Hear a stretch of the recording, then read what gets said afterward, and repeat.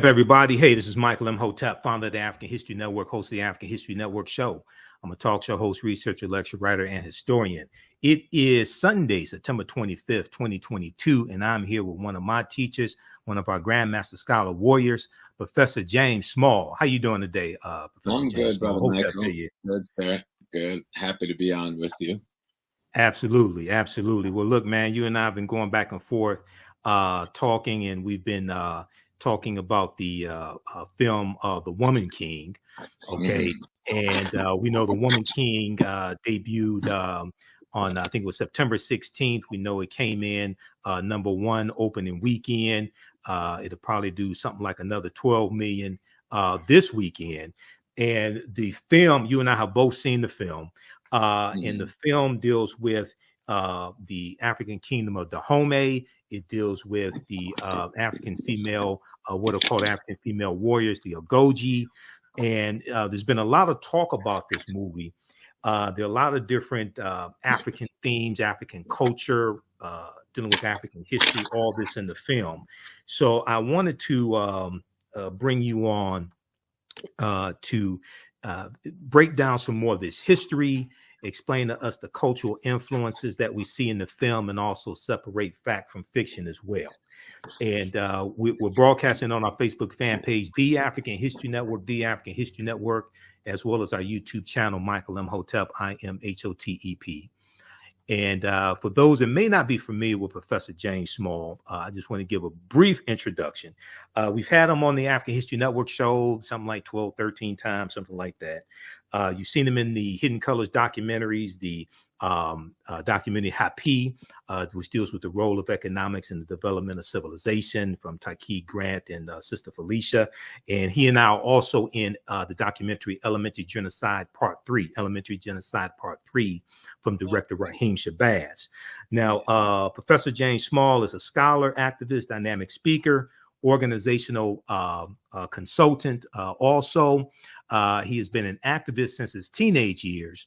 His in-depth knowledge, thought-provoking, and calm delivery are influential elements to break the programming of miseducation. He has studied extensively with Dr. John Henry Clark, Dr. Joseph Ben Yakinen, another one of my teachers, Dr. Leonard Jeffries, who we've had on the show numerous times before as well, Dr. Ivan Van Sertima, Dr. Asa Hilliard, Dr. Wade Nobles, who we've had on before, Dr. Amos Wilson, and Dr. Francis Cress Wilson, who I had the pleasure of interviewing 3 times also. Now, Professor James Small taught for 15 years at the City University of New York, including 13 years at the City College of New York's Black Studies Department, where he taught courses on Pan-Africanism, Malcolm X, and on comparative African religions, which included several African spiritual systems titled African Religion and Survival. And he taught 2 years at New York City Technical College, teaching the course African Folklore and Religion, both in the diaspora and in Africa. He's traveled to Africa numerous times. He is also currently conducting, well, he has taught online courses on African spirituality, covering the Yoruba Ifa tradition, the Akan spiritual tradition, Vodun, and ancient Egyptian sacred science. And also, he is the historical consultant on my favorite show, Godfather of Harlem, on Epics. Okay, I can't wait for the new season to start up in January 2023. All right, so once again, we want to welcome to the African History Network show one of my teachers, one of my friends, Professor James Small. All right, brother. So thanks for taking time out today. Yes, sir, Brother Michael. Yes, sir. So you've seen, and everybody watching, let us know how the audio is. I want to make sure you can hear both of us. So you've seen the film, The Woman King. So we're going to start off from the beginning. What were your thoughts on it? People already know what I thought about it. I did a 3-hour broadcast last Sunday on the African History Network show. So what were your thoughts, initial thoughts? Crazy. Well, the first thing I want to mention, because a lot of people fail to mention it when they do my biography. Okay. I'm the successor to El-Hajj Malik El-Shabazz, Malcolm X. Yes. At age 21, after his assassination, I became the imam of the Muslim Mosque, Inc., where I served 11 years, while serving 18 years as his sister Ella's bodyguard. Right. So I saw that in the bio. You told me don't read the whole thing. Yeah, so but that's not as my foundational piece. Right. And I just want to mention that because in The Godfather of Harlem, Malcolm will be assassinated in this last episode that's coming up. And we're really trying to do that in a way with dignity to him and the family and not the usual stuff we see. So I just want people to know that I come from that. That's my birth space. Right. You know, Exactly. Movement. Exactly. I saw the movie. I did a couple of talks on it. People just caught me off guard. I sent a couple of people to it because usually I don't go watch too many Black movies because the wrong people are producing and directing and paying for it. Right. So I sent a couple of the brothers from the Sons of Africa to watch it, come back, give me a good and they had a good report. And some friends called who I love and trust, and they loved it. So I did a couple of shows without seeing it, and I realized something this significant you can't do that with. Right. So I went yesterday myself, and I sat quietly, and I was blown the hell away. You know? Exactly. I mean, everybody know I love Viola Davis. I mean, if her husband say I'm divorcing Viola today, I'll tell Carol you're gonna have a second wife in the house because I'm gonna propose tomorrow. She is one extraordinary actress. Yes. One hell of a professional when it comes to this industry with all the things I've read about her. But watching this performance, just like you don't get no better playing a role. Right. From start to, she don't let up, you know? Right. From the opening line to the last moment, this woman is portraying that general who would then become the king. And the one thing I'm going to say to our people, a woman king is not an anomaly in Africa. We got women kings in Africa right now. Matter of fact, one of them is my goddaughter, Diambi, king of the Congo. Okay, what's her name again? What's her name again? Diambi. King Diambi. She's king of the Order of the Leopards. She sits on the throne that once held by Nzinga and expanded into the total of the Congo itself. Right. She's from the Luba people in the southeast, where she's a queen of the Luba kingdom, but she's king of the Congo kingdom. Hatshepsut in early Egypt was the king of Egypt. Right. And we know of at least 3 to 4 other female kings of Egypt before Hatshepsut. All right. Right now, there's at least 5 woman kings in Nigeria in the different kingdoms. So this is nothing new. If you understand African culture, and you can take this back to Aset in ancient Kemet, the woman is the power, and she gives to the man the authority. Operating from the throne is authority, but being granted that authority comes from the power, which is the female structure in African society. Let me show how it works in, say, Ghana, and then we'll come back to the movie, right? Okay. Let's take the Ashanti Nation, the Asantehene, king of kings of the Asante Nation, gets to be the king because he's a son of a sister of the king he's replacing. So multiple men are raised to be king, but at the end of the day, the women who raise them choose the best, most ethical, most prolific, most prepared one, and recommend that person to the men to be installed. Only the women can bring you to kingship. The men carry out the ceremonial process, but it is the power that grants the man the authority. Take it all the way back to Kemet. A lot of people is into Kemet lately. Go back to ancient Kemet, and you will see Aset sitting, and she has a chair on her head. That's the throne of Earth. That's the throne of Africa. Right. The chair on her head is a symbol that she, the woman, is the throne.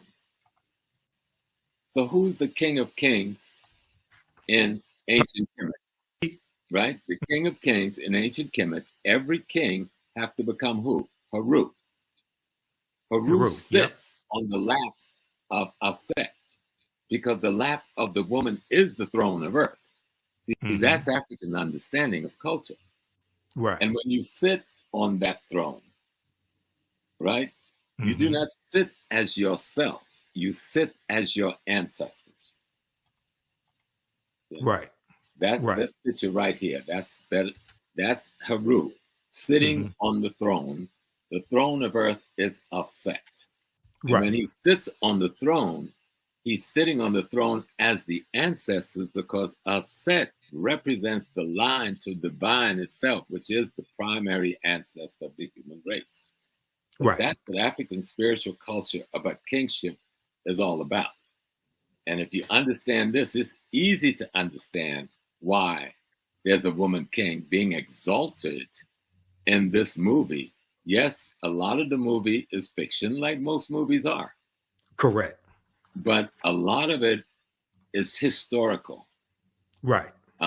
Even if the timeline may not be on, the events is historically rooted. And then when you look at the cultural pieces, which we could talk about as we go along, I'll mention some up front. There's a young man named Malik. Yes. And you'll find a young lady who would become known as the daughter to the general, who's played by Sister Viola. She, on occasion, because he developed a friendship with this young man, gives him a statue of Ogun. Right. Ogun is one of the primary Orishas and deities of the Yoruba tradition, or the Ifa tradition. And you'll hear them talk about the Ifa tradition throughout, because that is the spiritual tradition of Dahomey, because Dahomey is an extension of the original Yoruba kingdom. Right. Matter of fact, it was founded by one of the sons of the founder of the Yoruba kingdom. And so that tradition is there. And what are you going to see happen to the young man in the movie is he will transform from a young man coming from Brazil, whose mother is African, who had been enslaved, and whose father was European. But on her mother's deathbed, her mother told him he needed to go back home to find himself. Go back to her land, her home of Dahomey, because that is his home. And so the statuette that she gives him is of the one Orisha that is the primary Orisha of transformation of the human character. And you will see the transformation of Malik as you watch the movie. It's just beautifully done. This is what I've been talking about. I know the director. I've heard of her. Gina Prince-Bythewood, who directed Love and Basketball. Okay, so African-American woman, just so people don't know. I love that piece, right? Yes. But I've been working in studio with Godfather every day, 12-hour days sometimes, going on now 3 years, and working on the project with the writers and others for the last 6 years. So I've learned a lot about how this thing works. And what I saw yesterday in the theater, those Black women kicked butt and putting together a document that every Black person should be proud of. Exactly. You see, I see a couple of little flaws, but I'm not going to even mention them. You know why? Because it's overridden by the positive to such an extent, they're not noticeable in your consciousness. That's what I've been saying. Exactly. And here's the thing. So I have we have 1 million followers on our fan page, the African History Network. So I've been posting a lot about the movie. I saw it, been posting articles about it, video clips, parts of interviews with Viola Davis, things like this. And 99.9% of the people who saw the movie loved the movie. They say they were blown away by it. And then I talked to people who at first said they weren't going to see it, and they saw the movie. They were blown away by it as well. Okay, this is phenomenal. That was me. I wasn't initially going to see it. I'm tired of them doing the smile in your face and poison us on the backhand, right? Right. That didn't happen this time. What I saw this time was Black artists, Black craftsperson, Black technician, Black actors doing an interpretation in fiction and history with African folklore that you just got to see to believe. And so I call all my children and said, take my grandkids, buckle up, hook up, take my grandkids. They got to go see this piece. Right, exactly. And I don't do that very often because I'm not a movie goer. I don't even go to the movies. Right. You know? But this one treated African history with what I like to call African integrity.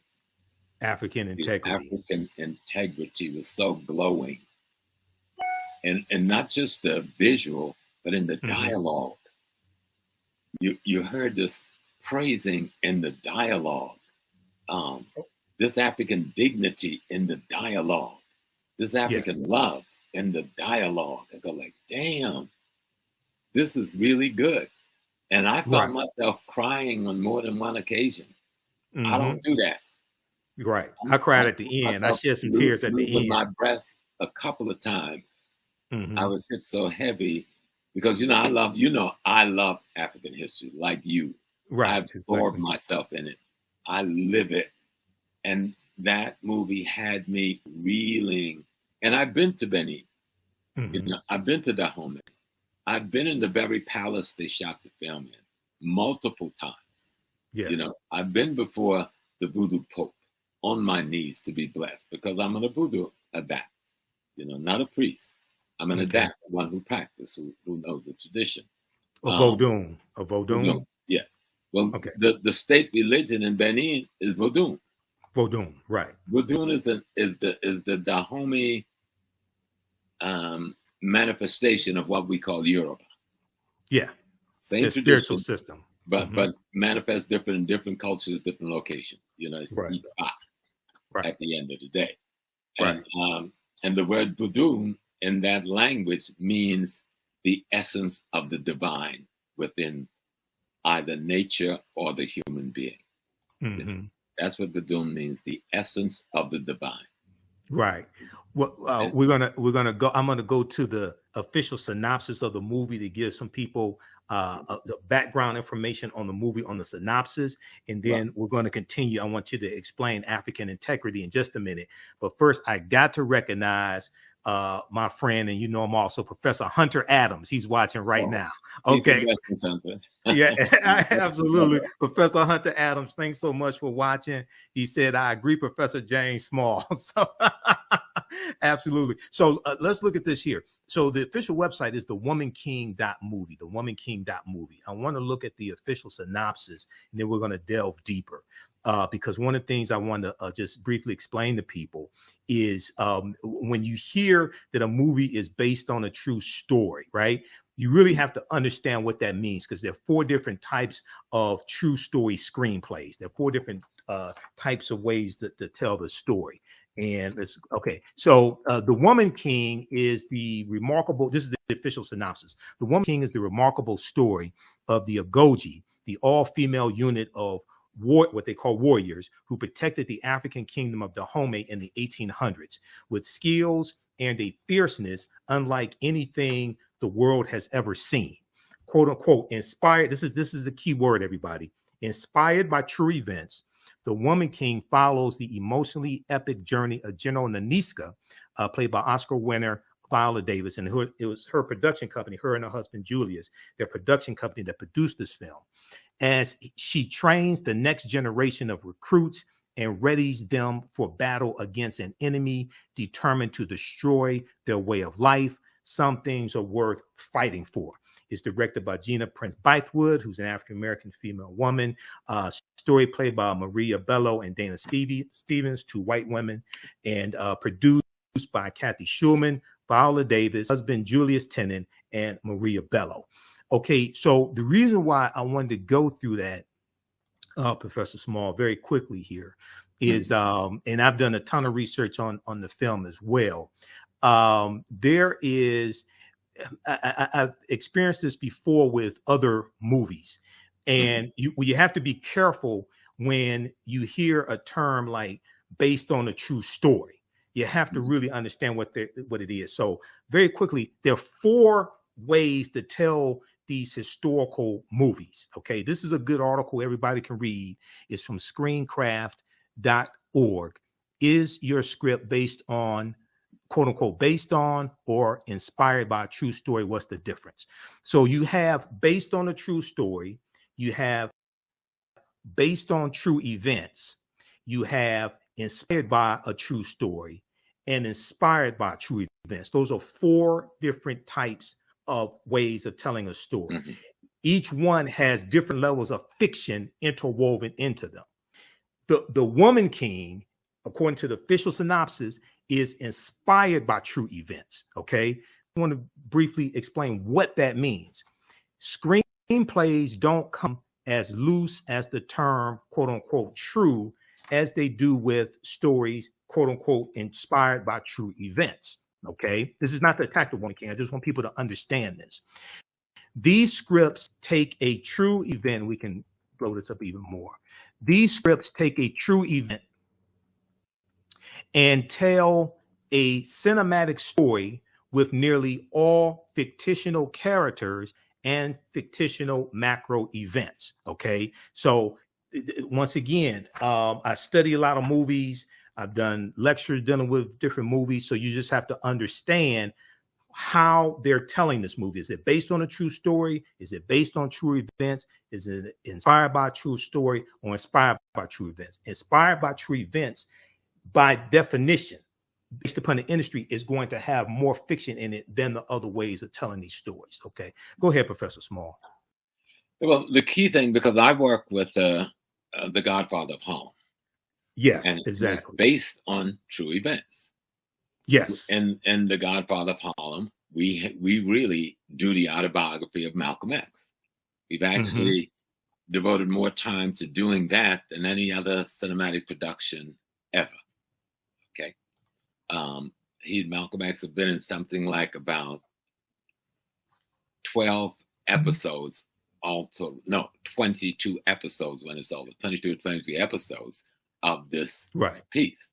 And my fighting there is to keep what I call African integrity and historical authenticity, which is not easy. Okay. Exactly. But it has gotten easy because the writers are both black and white, 50%.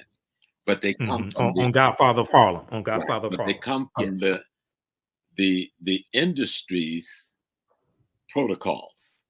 So here comes this guy from a Black Studies, Black nationalist background, who knows nothing about writing, but want to see images on the screen that reflect African integrity, and reflect the historical authenticity that I think it should. But it's fiction. It's like, how do we take Malcolm X? How do we take Adam Powell? How do we take Bumpy Johnson and create a fictional story about a gangster who partners with civil rights and human rights leaders to get control of Harlem from the white operators of Harlem? How do you tell that fictional story using these historical characters and some historical events? And sitting, most of my work is done, even though I go in studio every day, my work is done with the writers in the writers' workshop before it gets to a director, before it gets to the big boys to say, okay, this is cool. And so that's where we get a chance to say, this is what the dialogue is going to look like. This is what the scene is going to look like. This is what's going to be in that room. This is what the costume is going to look like. This is what the attitude is going to be, etc. And so when I'm watching this piece, having spent so much time in Togo, Benin, and Ghana over the last 3 decades, I'm there. I mean, I'm transformed out of that theater. I'm in that palace in Dahomey where I've been multiple times. And I'm feeling the spirit of the Agojie. Because I've heard them talk about it so often. They lecture to us when we go there.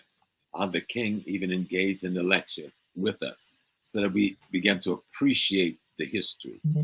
It is not a myth that there was a woman army or women brigades that was a part of the greater Dahomey army. It wasn't a complete woman army. They had men too.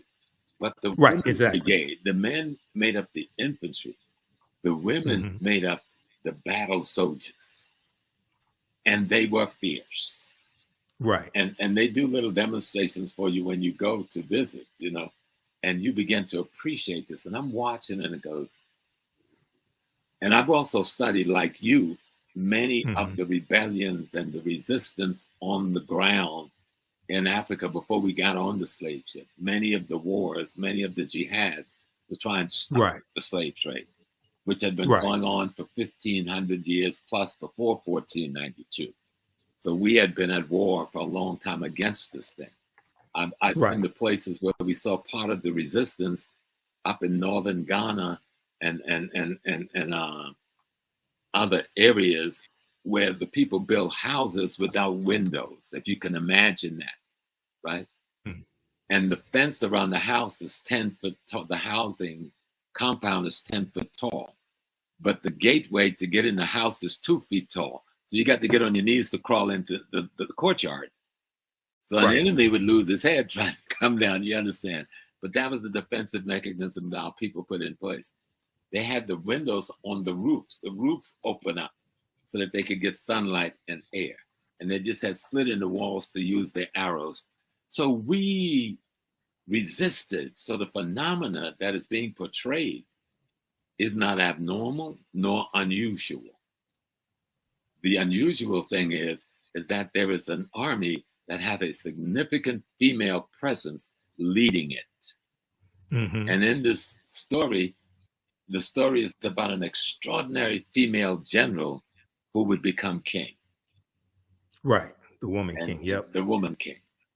And so the storyline itself of how they trained and the dignity that's required and the discipline that's required and the sacrifices that's required of these women. You can't get married. You can't have children. You have to devote yourself to this, because this is your devotion to saving the kingdom of Dahomey, protecting the kingdom of Dahomey, and protecting our king, but not just the king. And Viola, in the dialogue, they take it to another level when she's talking to the king. He says, we're not just going to stop slavery in Dahomey. We're going to stop slavery throughout Africa. Right. It's not just going to be our people we're fighting for. We're going to fight for any people. If this wasn't real history, I would want it to be. Exactly. Okay. We've watched Wonder Woman. When I was a child, I loved Wonder Woman when I was a child. The Amazons. Yep. All right. We watched Supergirl. You know what I'm saying? They were fictitious stories about white women heroes that was saving the white community. That's cool. Now we got this massive black group of heroines saving the black community. Psychologically in your head, something is being planted that you didn't come into this without a fight. And our women, we live in a society that marginalizes women across the board, but particularly marginalized African women, both historically and currently. And to see a piece that raised African women to the level they deserve to be on, because historically they were those women. That's not a myth. There was the female army, and they were one of the best in West Africa. That's not a myth. You had females in the Egyptian army. That's not a myth. You had females, Amanatu, who led the northern Nigerian army against the Islamic incursion. That's not a myth. You had a female warrior who led the Moorish army against the Abbasid invasion into North Africa in the 800s. That's not a myth. But we have more data and information on Dahomey than we have on any of those other spaces. And the writers and the director have put together a piece showing what could have been, maybe was to some degree, on the part of the women who represent that element of society that was involved in the military defense of their nation and the projecting and protecting of their culture and their race. And it was just done beautifully. I went in thinking I was going to be critical, mean, and hard. I came out of there crying like a baby. I go like, damn. This just took it off. Just took it out. Exactly. And there was so much African culture, so many references to you hear them history. talking about Ifa. You saw the shrines. Those shrines were authentically done. The altars were authentically done. I saw multiple deities on the altars, you know. And let me just help you with some deities, like the king. When the king sits on the throne, he doesn't sit like, say, Brother Imhotep is made king of Chicago. Well, when he's talking to me and you in the living room, he's Brother Imhotep. But when he sits on the throne, he is the ancestors of all of us, speaking for those ancestors to us and carrying out of the will of the ancestors for us. So that's the role of a king in Africa. Not a despot that's trying to be rich and wealthy, but that's not the African story. The king has no wealth in Africa. In the African traditional sense, he's taken care of by the community. He has no need desires because they take care of his need desires. But his responsibility is to interpret the ancestral will and wisdom to his community, both as priest and as jurist, because he's the head of the court in the community. That's the king in Africa, male or female. Yeah, you know, a lot of our understanding of the term king comes from a European perspective. Yeah. Not from an African cultural perspective, because I saw a lot of comments saying, oh, it's the woman king. They're trying to emasculate the men and things like this. And I saw the movie. That's not the case. Go ahead. That don't happen. Matter of fact, in the movie, the man is helping to train the women. In the movie, the man is fighting beside them as the lead musketeers that opens the way for those warriors to come in to play. Right. So, and all through the movie, you see that partnership between the general who leads the women and the king who she and those women serve. And I saw nothing emasculating or demeaning at all. I saw a partnership that simply told a fictitious presentation of a reality. There's a reality of those women warriors. There was a reality of that army being made up of warriors who were women, and that they were considered by history, both white and blacks, writing at that time, as being one of the most fierce army in the field. The only thing that stopped them was the gun technology of Europe. Right. Exactly. Okay, this is what I want to do, because we're going to come back to this, and we're going to deal with some more of the history of Dahomey, and I want to show a picture of the actual Agojie. There are some good articles written. Smithsonian Mag has a really good one. With Smithsonian Institute, they have a really good one dealing with the real warriors behind the woman king. It goes deep into this history. But you mentioned in Nigeria, you and I talked about this on the phone. So I posted this article a few days ago because I saw so many people, most of them didn't see the movie, saying, oh, they don't have women kings in Africa and things like this, right? So there are a number of different articles on this topic here. This one here is from gboah.com, gboah.com. Check out the 7 beautiful Nigerian female kings in charge of their kingdom, okay? And it goes through and lays them out and where they are in Nigeria. This is right now. This is not 100 years ago. This is right now, okay? Why do you think? So you talked about Hatshepsut in ancient Kemet. Okay, so she was. Tell us a little bit about Hatshepsut. She would be considered a woman king. We know she was. The pharaoh is the king. Pharaoh, and she pharaoh. Was Yep. Pharaoh. The woman is the power in Africa. Men, give up your European genital danglings, because the power has nothing to do with gender. Okay, right. It has to do with roles in nature.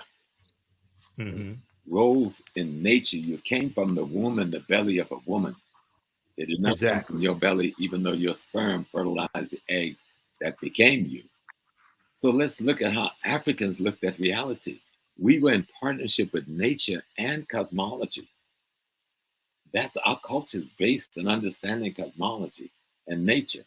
And so when we look at the king, and as we see in Hatshepsut, her brother was too young to take the throne. He was too young to handle that responsibility. And so she, as the elder sister, had to take on the responsibility of being the pharaoh, of being the king, until her brother was trained enough and old enough to take over the role of kingship himself. And I remember when we first started studying ancient Egypt, and the white writers was all saying, oh, the brother came in and he hated his sister and he scraped her name off the walls. All of that is proven to be untrue. So all of it is proven to be untrue. That's not even African culture. That's European culture. That's what they do. Exactly. That's not what happens in African culture, because the kingship is a spiritual position, not a political position, though they do political work. The king is surrounded by a council of elders who instructs and informs him, on his behavior. His job is to sit as the ancestors come back. I know this for a fact because I've been trained at the stool. In Ghana, I'm Nana Kofi Mpansa, the second of the Ogogo stool, under the kingship of Akua Kusapam. And one of my great teachers is Nana Kwabena Nketse the fifth, who's the king of Esokado in the Western region. So we talk about these things all the time, because these are my questions. And so if one thing this movie would do is force us to study our history before we got to North America, then and culture. Then I'm history and culture. Yep. Because a lot of this, because of we've all been attacked by white supremacy and racism, and it's made us paranoid about anything.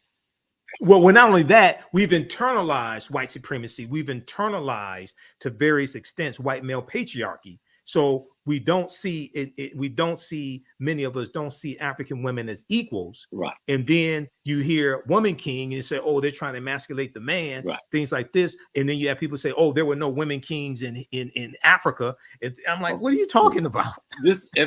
And we always praise, many people over here know Ya Santiwa. Ya Santiwa. And they said, oh, well, she was the queen mother. No, she was the queen mother until the king gets captured. Then she became the king.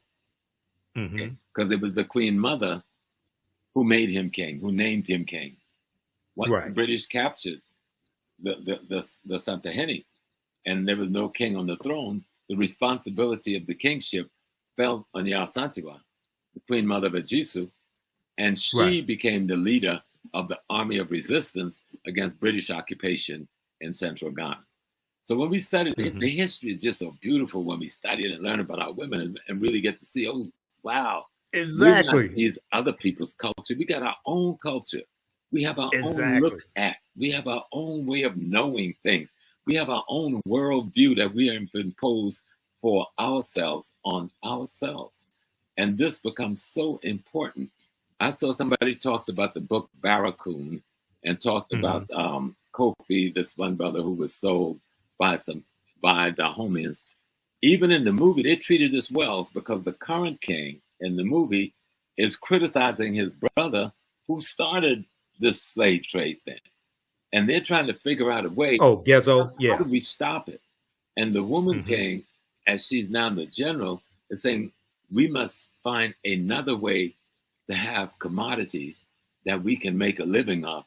And she sets up these palm oil plantations. Palm oils, to create an income for the community. And I think she had she said we could sell gold as well to get an income. And so they're looking at it and saying, wait a minute, we're trapped because these people have put us into a situation.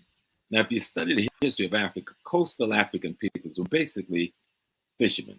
Most of the slave trading took place on the coast, and then they would go inland with their guns and weapons and capture people. Right. Coastal people were subjugated. Yes, some of them were involved in the slave trade at the barrel of a gun because they had been conquered and subjugated. Study the history, learn the history. And you might learn about Chief Sam, the Ghanaian who brought 3 ships over here to take us back home, and you don't even know his name. So Face to Face Africa has an article about him. Yeah. Let's talk about Bonsu. You said the Ashanti sold us. What about King Bonsu, who marched the Ashanti army from central Ghana down to the coast, emasculated the Dutch, took over the slave dungeon, drove them all out, free all of our people, then marched the army back up to Kumasi. Let's learn these stories. Let's learn of these great heroes. We've got brothers selling drugs to us on the streets right now. We can't deny that Black people do things like that. You've got Black people killing more Black people on the streets every month than was killed in slavery any given month. We can't deny that's so, but we got to understand why that's so. Right. And so we had some folks in Africa who was involved in slave trading, but that was less than 1%. Let's talk about that 99% who were the victims or who were defenders of our people. Unless millions more would have got caught up and died in the slave trade. I'm going to go to that in just a second because I want to share an excerpt of the book, Fighting the Slave Trade. Before we go to that, hey, everybody, I'm Michael Imhotep, founder of the African History Network, host of the African History Network show. We're speaking with one of my teachers, Professor James Small. We're talking about the film, The Woman King, as well as the real history of the West African kingdom of Dahomey and other history also. If you like this type of information, you can support the African History Network, $ the AHN show through Cash App, $ the AHN show through Cash App, also through PayPal, paypal.me/the AHN show. This helps us keep doing the research, stay on the air, keep broadcasting. I've been hosting the African History Network show for 12 years now. So this helps us keep doing the research. We also have the information at our website, theafricanhistorynetwork.com, theafricanhistorynetwork.com. And just very quickly, this is up for those that don't know. This is our official Cash App account, $ the AHN show, SHOW. When you go to it, it says Michael and it shows my picture there. These other ones, and there are 5 of them out there that are fake African History Network Cash App accounts that have been stealing money from us. I've opened up an investigation with Cash App. We're trying to get them shut down. So that's why I got the information here right on the homepage of our website. Okay, now I want to also my online classes that I teach you at our website as well. Go ahead, Professor Small. Yeah, well, someone said, as a Black woman, my femininity is important to me. Well, girl, go watch this movie because there ain't nothing more feminine than what I was watching yesterday. I didn't want to leave the theater. One thing this movie does not do is demean the femininity of African women. Right. Okay. It is such a the way they do it is so. I got to meet this lady who was the director. So beautifully done. Gina Prince-Bythewood. Yes. Yes. Yeah. So beautifully done that the women, though warriors, do not lose their femininity, do not lose their sensitivity, do not lose their love of sisterhood or motherhood. It's all through the piece. It is a well done piece. It is worthy of watching. It is something that showed us that the movement of the 60s, 70s, 80s, and 90s that produced opportunities for Black writers, Black directors, and Black actors have paid off and is paying off so that we can get some credible quality cinema that would be worthy of helping to socialize our community in a more positive direction. Absolutely. And I think it's really important that you said that there. I'm going to go to Fighting the Slave Trade in just a second, but I'm just going to put this out here. And, I learned from one of my teachers, Dr. Ray Hagins, and Dr. Ray Hagins as well. Oh, yeah. I may say some things that are outside the circumference of your own awareness. Just because you disagree with them or don't like them does not mean it's not true. You just have to do some more research to understand what I'm talking about. Unfortunately, because African Americans, because we're in this white supremacist system, this white male patriarchy system, unfortunately, many of us associate being feminine with being weak. And that's something projected to us by European culture. So then when they'll change that. Go ahead, say that again. Say that again. Need to meet my mama to find if I wasn't her son, I'd marry that lady. And my mama as well. Yeah, exactly. She would slap you into the next world if you step wrong. Right. But so when they see African female women who can beat a man's behind, then all of a sudden they're not feminine. Right. And we associate femininity with being weak, and it's like, no, that's coming from from the white. I think you used the phrase white murder culture. Yeah, that's coming. If they want to see about that for a minute, example of that, they need to see the woman I've been married to for 51 years. Right. But I remember she was pregnant with our twins, coming home, and she got mugged by this dude. Right. He put up a fight, but he got away with the purse. But she was coming from the Nation of Islam fish store. She chased this dude 6 blocks with this frozen whiting. He dropped that purse because this lady got to be crazy with that big belly and that frozen fish, right? So, me and my son was laughing about that last night, talking about the movie. and because of what we go through in this country, and because of our history, you should want a sister who can fight. You should want a sister who can help you defend the home and things like this. Unless you want to oppress the sister, okay? Unless you're afraid she's gonna whip your behind because maybe you did something wrong or something like that, right? But you should want a sister who can fight. Okay, so all right. I want to go to this right here. This is an excerpt of the book Fighting the Slave Trade by a brilliant sister, Dr. Sylvian Diop. You and I talked about this briefly today. This is the synopsis. Is at Amazon.com. You can try to get it from an African-American book dealer. If not, maybe Amazon. It's called Fighting the Slave Trade, West African Strategies. This is going to segue into our further discussion with Dahomey and their involvement in the transatlantic slave trade, Professor Small. Fighting the Slave Trade, West African Strategies. This book came out in 2003. Sylvian Diop is a brilliant sister. I'm trying to get on the African History Network show. She's the author of many books. Here's the official synopsis of this book. While most studies of the slave trade, the transatlantic slave trade specifically, focus on captives and on their ethnic origins, the question of how the Africans organized their familial communal lives to resist and assail the transatlantic slave trade has not received adequate attention. How Africans fought back against this. But our picture of the slave trade is incomplete without an examination of the ways in which men and women responded to the threat and reality of enslavement and deportation. Fighting the Slave Trade is the first book to, possibly so, this came out in 2003.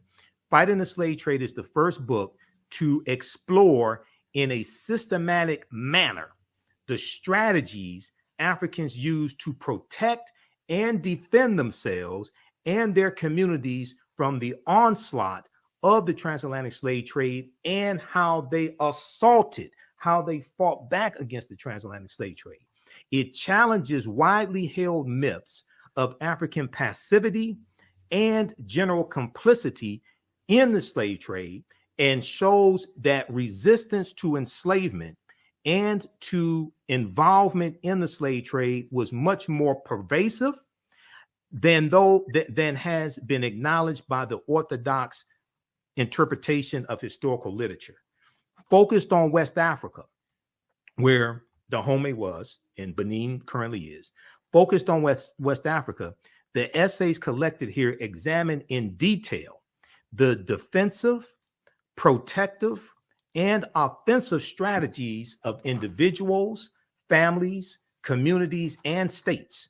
In chapters discussing the manipulation of the environment, resettlement, the redemption of captives, the transformation of social relations, political centralization, marriage, violent assaults on ships and entrepots, shipboard revolts like the Amistad slave rebellion, 1839, and controlled participation in the slave trade as a way to procure the means to attack the slave trade. Fighting the Slave Trade presents a much more complete picture of the West African slave trade than has been previously available. Go ahead, Professor Small. Yes, sir. I mean, and it's like we make the mistake when we just hear a cliche or a term.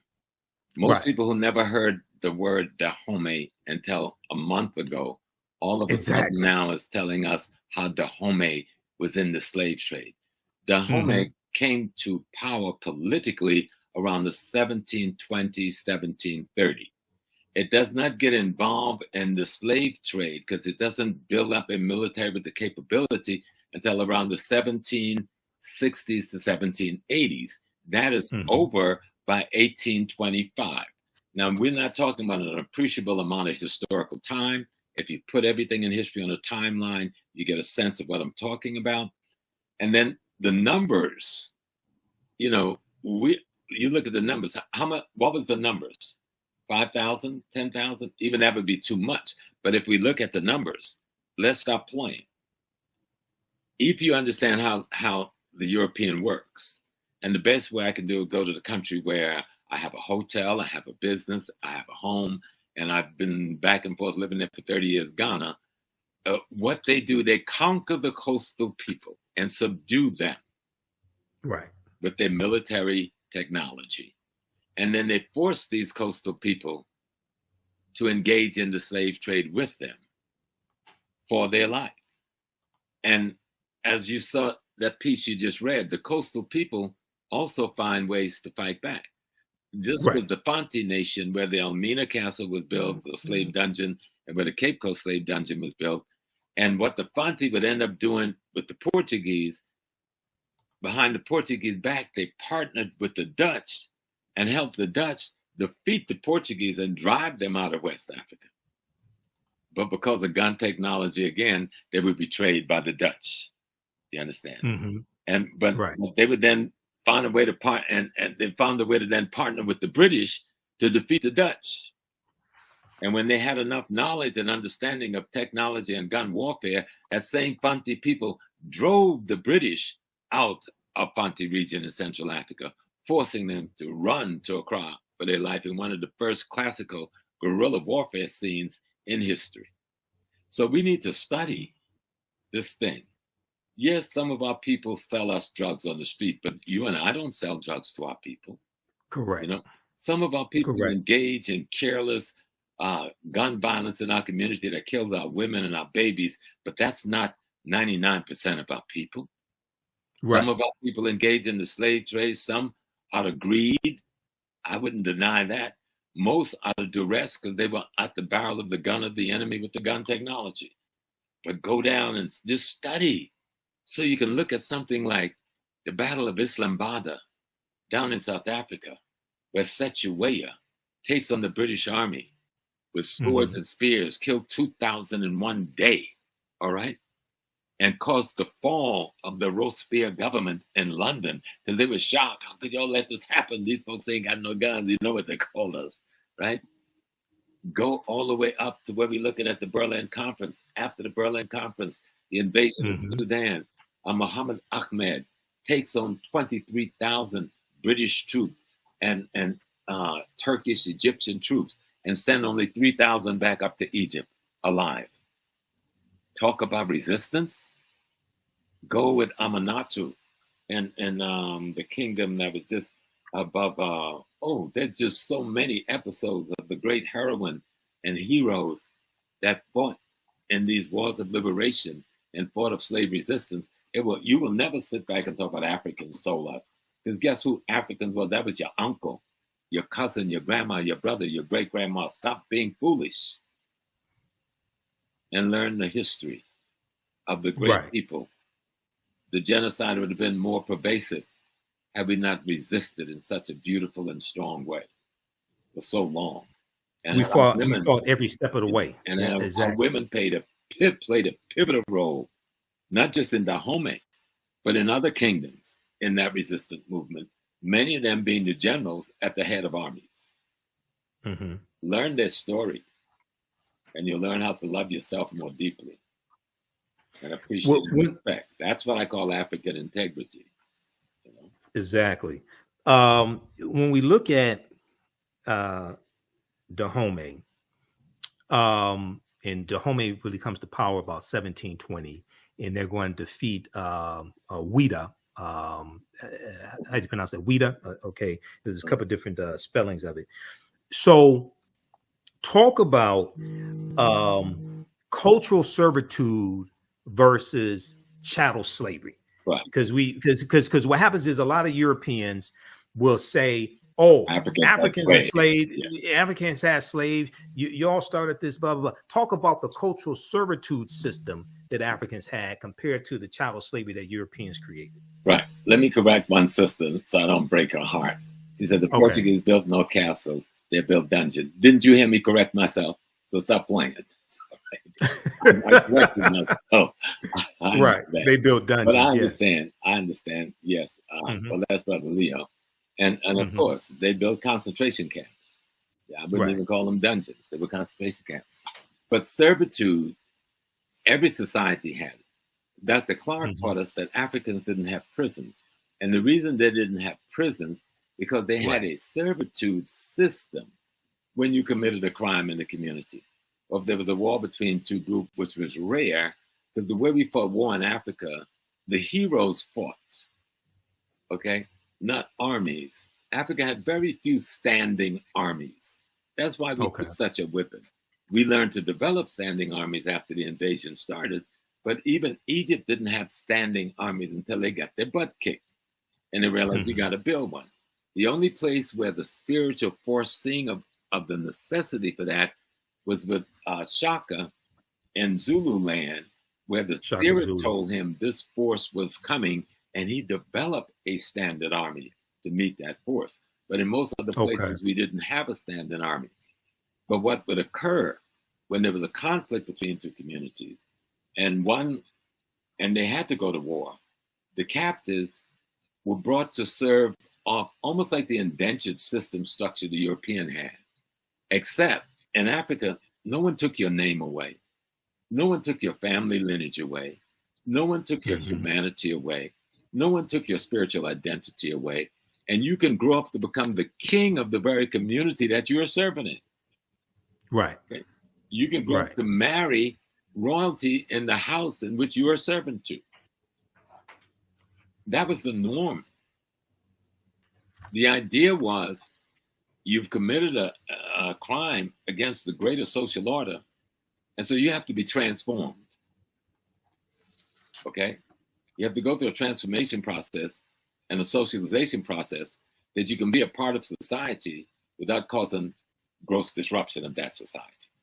And that servitude process that we see in multiple places in Africa did not involve putting you in prison, putting you in chains, putting you before firing squads, or anything like that. You know? Right. It involves you becoming a part of the very community you had the conflict with. And when your time of service was over, you can either go back to your home if that's what you wanted to do, or remain a part of this community if that's what you want to do. Right. So when we, and I've talked to Professor Kabahai Wapa-Kamene about this as well. You know him, and he's one of my teachers also. The culture, and we see this in the film because there's at least, there's at least one woman who's Agojie in the film who came from another ethnic group, and there was a fight between them. She was captured and she was brought in to be made Agojie, and brought into Dahomey. So we see this take place. Now Europeans had their feudalistic system with the lords and the serfs. Okay. And they're going to superimpose this feudalistic system onto the cultural servitude that Africans had to create chattel slavery, to create what we call chattel slavery, basically. But talk about that for a minute. You know, the European system was not about family structure. It was about class and caste structure. Africa was not about class and caste structure. It's about family structure. So when you came into another community, that person's household you went into, depending on age strata, that was your father, that was your mother, that was your auntie. You were their child. That's what the European had was something completely different. It was based on caste and class, depending on power and wealth. That was not what the African kingdom was built on. The African kingdom was built on the fact that the king itself is the father of the community, because he represents the ancestors for that community. Africans don't have queens in the way Europeans do. The king's wife is not a queen. Okay? In the African society, the king's wife is not a queen. In modern day African society, who's trying to play the European thing, you see a little bit of that. But in traditional ancient African society, your wife is not the queen. She's just your wife. Okay? the queen mother is your sister or your auntie or cousin. Okay. But your wife would never be the queen. And the reason they do that, so that fighting for the throne thing never happens. So it is the collective body of women called the queen mothers who select from among the best of the young men they have raised, because they know them better than anybody else, because they raised them from infancy, to be the next king. And if a man was not available to assume that responsibility, then they chose a woman who was skilled, trained, and tooled to carry that power and that responsibility, both spiritually, judiciary-wise, and politically. Okay, so this goes back to Auset with the throne on her head. Absolutely. Because Auset means the name Auset, from my understanding, means she of throne. Yeah. She of throne. She is the throne. She is the throne. Yeah. Okay, she is the throne. And it's the woman. She is woman. She's not, there's nobody named Auset. Right. Auset is symbolic of the African woman. Right, symbolic of the African woman, because it's the African woman who decides which man will sit on the throne. Okay, all right, and in many societies is it that in some societies is it that the lineage was matrilineal, which went through the woman side of the family, and we kept it in America. We had a kind of a term we used that people thought was joking: mama's baby, daddy's maybe. right. The way they solve the bloodline is to go to the one place where you know the authenticity of a bloodline. Right. And that means it's not matriarchal. Matriarchal means women rule. That's a white folks term. It's matrilineal. No, it's matrifocal. Matrifocal. Okay. Meaning you must train, you trace, and there was no denigration to the man. I love my wife, but I know it's the one way to be sure that this child is who we say he is to see what womb the child came out of. Right. There's no way to find out what sperm the child came from. And we knew that way back then when there was no microscope or nothing at hand. We were clear. Okay. Right. And so you talk about matrifocal. Now, since Islam, well, going all the way back to remember, we get the Hyksos invasion, the Greek invasion, and well, first the Hyksos, and then you get two Hyksos invasions. Hittites, you get two Hittites invasion in northeastern Africa. Then you get the two Assyrian invasion of it. Then you get the Persians, two Persian invasion, then the Greek invasion, then the Roman invasion, and then their children, their descendants, the Arabs. See, people don't know who the Arabs are. These are the descendants of the Greeks and the Romans and the Assyrians and the Hittites and the Hyksos mix up now, marrying into one another. And then they hit us in the 8th century and have the deepest incursion into Africa. And that's where you see a lot of the patriarchal systems in the areas that was once conquered by Islam or still fundamentally Islamic in Africa. So you see the patriarchal there. But in traditional non-Islamic Africa, it's matrifocal, almost 100%. Okay. Now, when we talk about Dahomey, I know you and I were talking about this earlier today, and Dahomey is made to be, and I see like some European writers doing this. I see this in the media. Dahomey is being made out to be like they were more involved in the transatlantic slave trade than Great Britain was. Yeah, and Great Britain takes out like they take out 3.1. Great Britain was involved from 1562 to 1834 when they finally, even after 1807. We'll talk about 1807 in just a minute. They involved for 272 years. Talk about Dahomey and how it gets involved in the transatlantic slave trade. Well, again, for the same reason, Dahomey in 1720, when the kingdom is formed. Or when it comes to power, it was always a small kingdom. And remember, Dahomey wasn't the size of today's Benin. Right. It was a small kingdom within that territory. There was Vida, Cotonou, and other kingdoms on the coast that was rivaling them in terms of commerce and trade. But once the European came, the European got involved immediately in capturing Africans for the slave trade. And the first thing they would do was to bring to servitude the coastal population.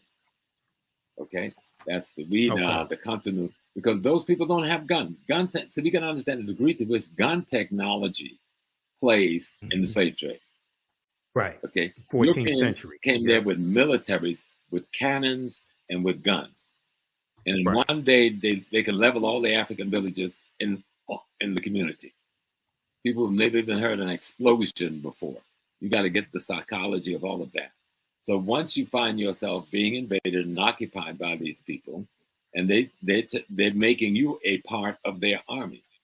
So now you're someone who you had a traditional argument with, and y'all would have a palaver over it and settle it with somebody bringing some cocoa and something else. You got an army with people with guns now marching you against that foe. Right. And capturing those people and putting them in slavery. So by the time you get, and then the other piece we keep forgetting, and we need to call it out for what it is. There's an Islamic slave system in place in Africa for 1,500 plus years before 1492. There's the trans-Indian Ocean slave trade. There's the trans-Saharan slave trade. And before they were bringing Africans enslaved to North America, they were taking them enslaved to Europe. We never talk about slavery in Europe. You know, we try to play with the few people who call, oh, the Moors, there's a picture of a Moor, there's a statue of a Moor. No, we were enslaved in Europe. Okay? That's the reason the Moors went into Spain. They were chasing the Visigoth, the German, back out of North Africa. The Vandals and the Visigoths. Right. Yeah. So for the comeback, but to let people know about from the 8th century forward, Islamic nations have now invaded Africa. And one of the first things they do is get involved in this, putting us into slavery. They got into what we call today ethnic cleansing and cultural genocide. Cultural genocide is imposing their religion on us and destroying our religious spaces. And those of us who resist was either killed or sold into slavery.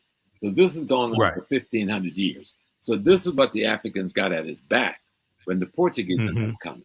So we're looking at the Portuguese and them with some welcoming because we think we've got a force that can deal with the force that we've been dealing with. And we got caught in a catch-22 because those forces were in collaboration with one another.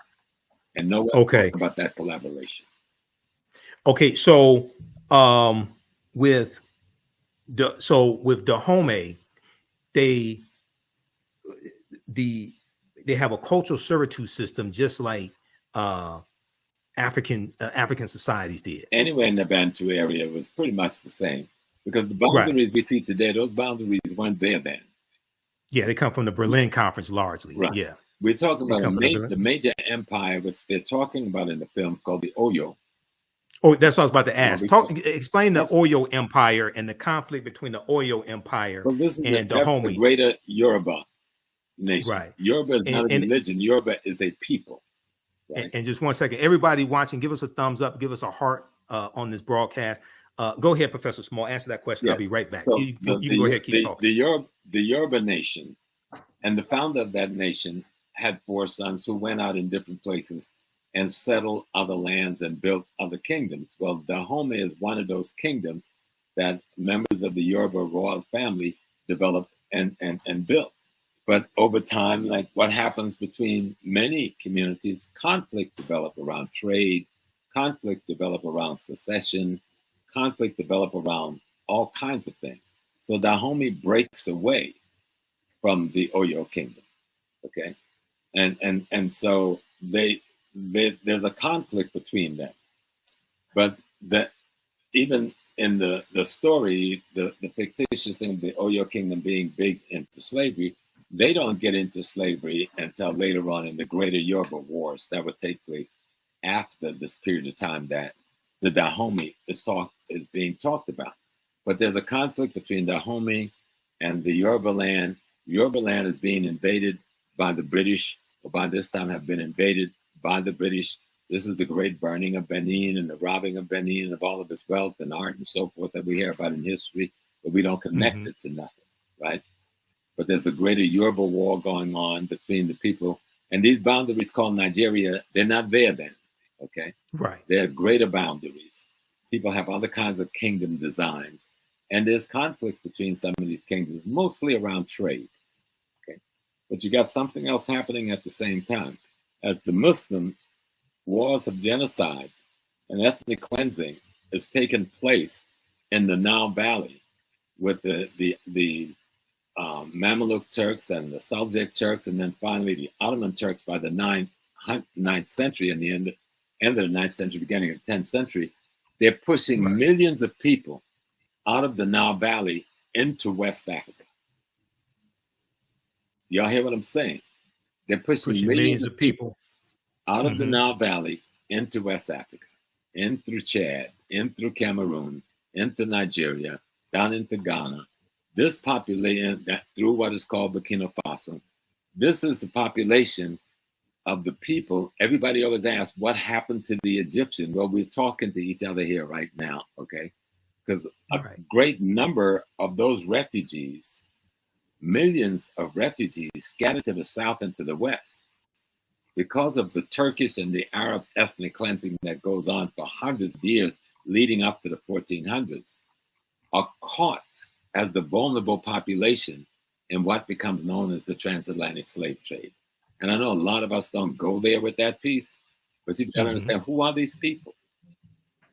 And so the kingdoms like Dahomey on the coast, somebody coming from the north, that's the northeast, have brought captives that they want to sell to another community because they don't need that expansion in their population. And this group of captives was either hostile to them or refugees that they felt was taking their space away from them. Okay. And that population, most time, that refugee population was least able to defend itself, end up being caught in the trade. And it wasn't a trade at all. It was a war of genocide against African people. There was no transatlantic slave trade. Nobody was trading anything. People were being captured. People were being murdered. People were being raped. Villages were being burned to the ground. Okay? People were being slaughtered to get enough so you could make $200-300 in that day's money, which would be a couple of $1,000s in this day's money, or for one human being to do labor in the Western Hemisphere, where he was worked to death in 10 to 15 years. And would be replaced with someone else, a process that went on for 400 years plus. Exactly. Dahomey got caught up in this, and what the movie shows, fictitious or not, they did do it. How do we get out of this? How do we work our way out, fight our way out of this contradiction? And I thought they did a beautiful job in describing the contradiction of the slave trade and describing the efforts of whatever African kingdom used that methodology to get out of the contradiction, whether it was Dahomey, Ashanti, Yoruba, Igbo, Manding, you know, we all that dealt with selling the palm oil.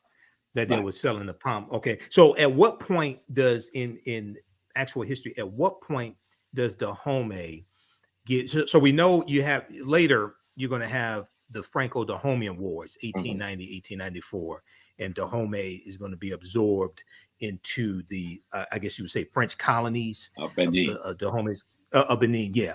Okay, so at what point does Dahomey stop selling African captives to the Europeans? Well, they said the story in 1823, but that's where it starts. Opens up. 1823. But that's not the real date. The date would be further back up. All right. If we were to look at that conflict played out, we'd probably be looking at Dahomey comes up as a kingdom in 1720. 20, right. But you don't have power when you come into being. It takes you another 30, 40 years to build up an army, to build up a front, to build up a reputation. So Dahomey don't really get into the slave trade thing until around the seven, they try to talk about the kingdom starting in the 1600s. That's the extension of the Oyo kingdom. That's not Dahomey yet. Dahomey comes into its being in 1720 or so. It gets involved near the end of the 1700s, about 1760 or so, in the slave trade process. And then it's out of it by 1750 completely, 1752. Okay.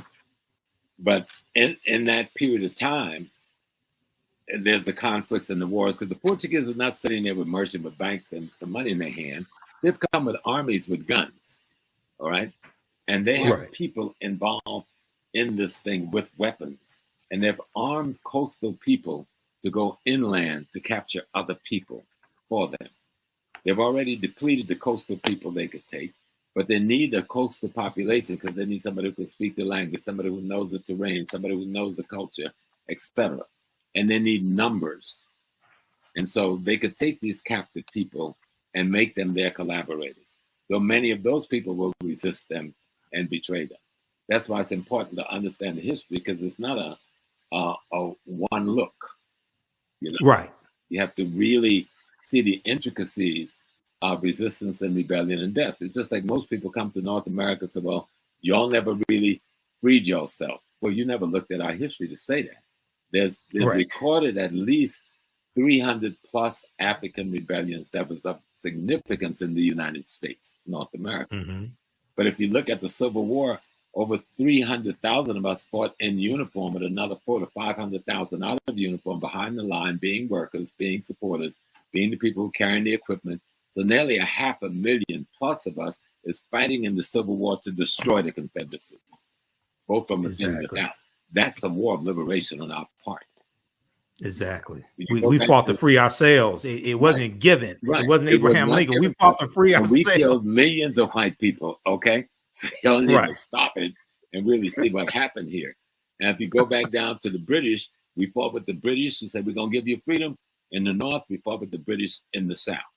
And the British, the people who fought with the North, they end up in Nova Scotia and then Sierra Leone. Nobody ever asked for the largest part of that black population went, who was in the South. Because the largest part of the black population fighting against America was not in the North.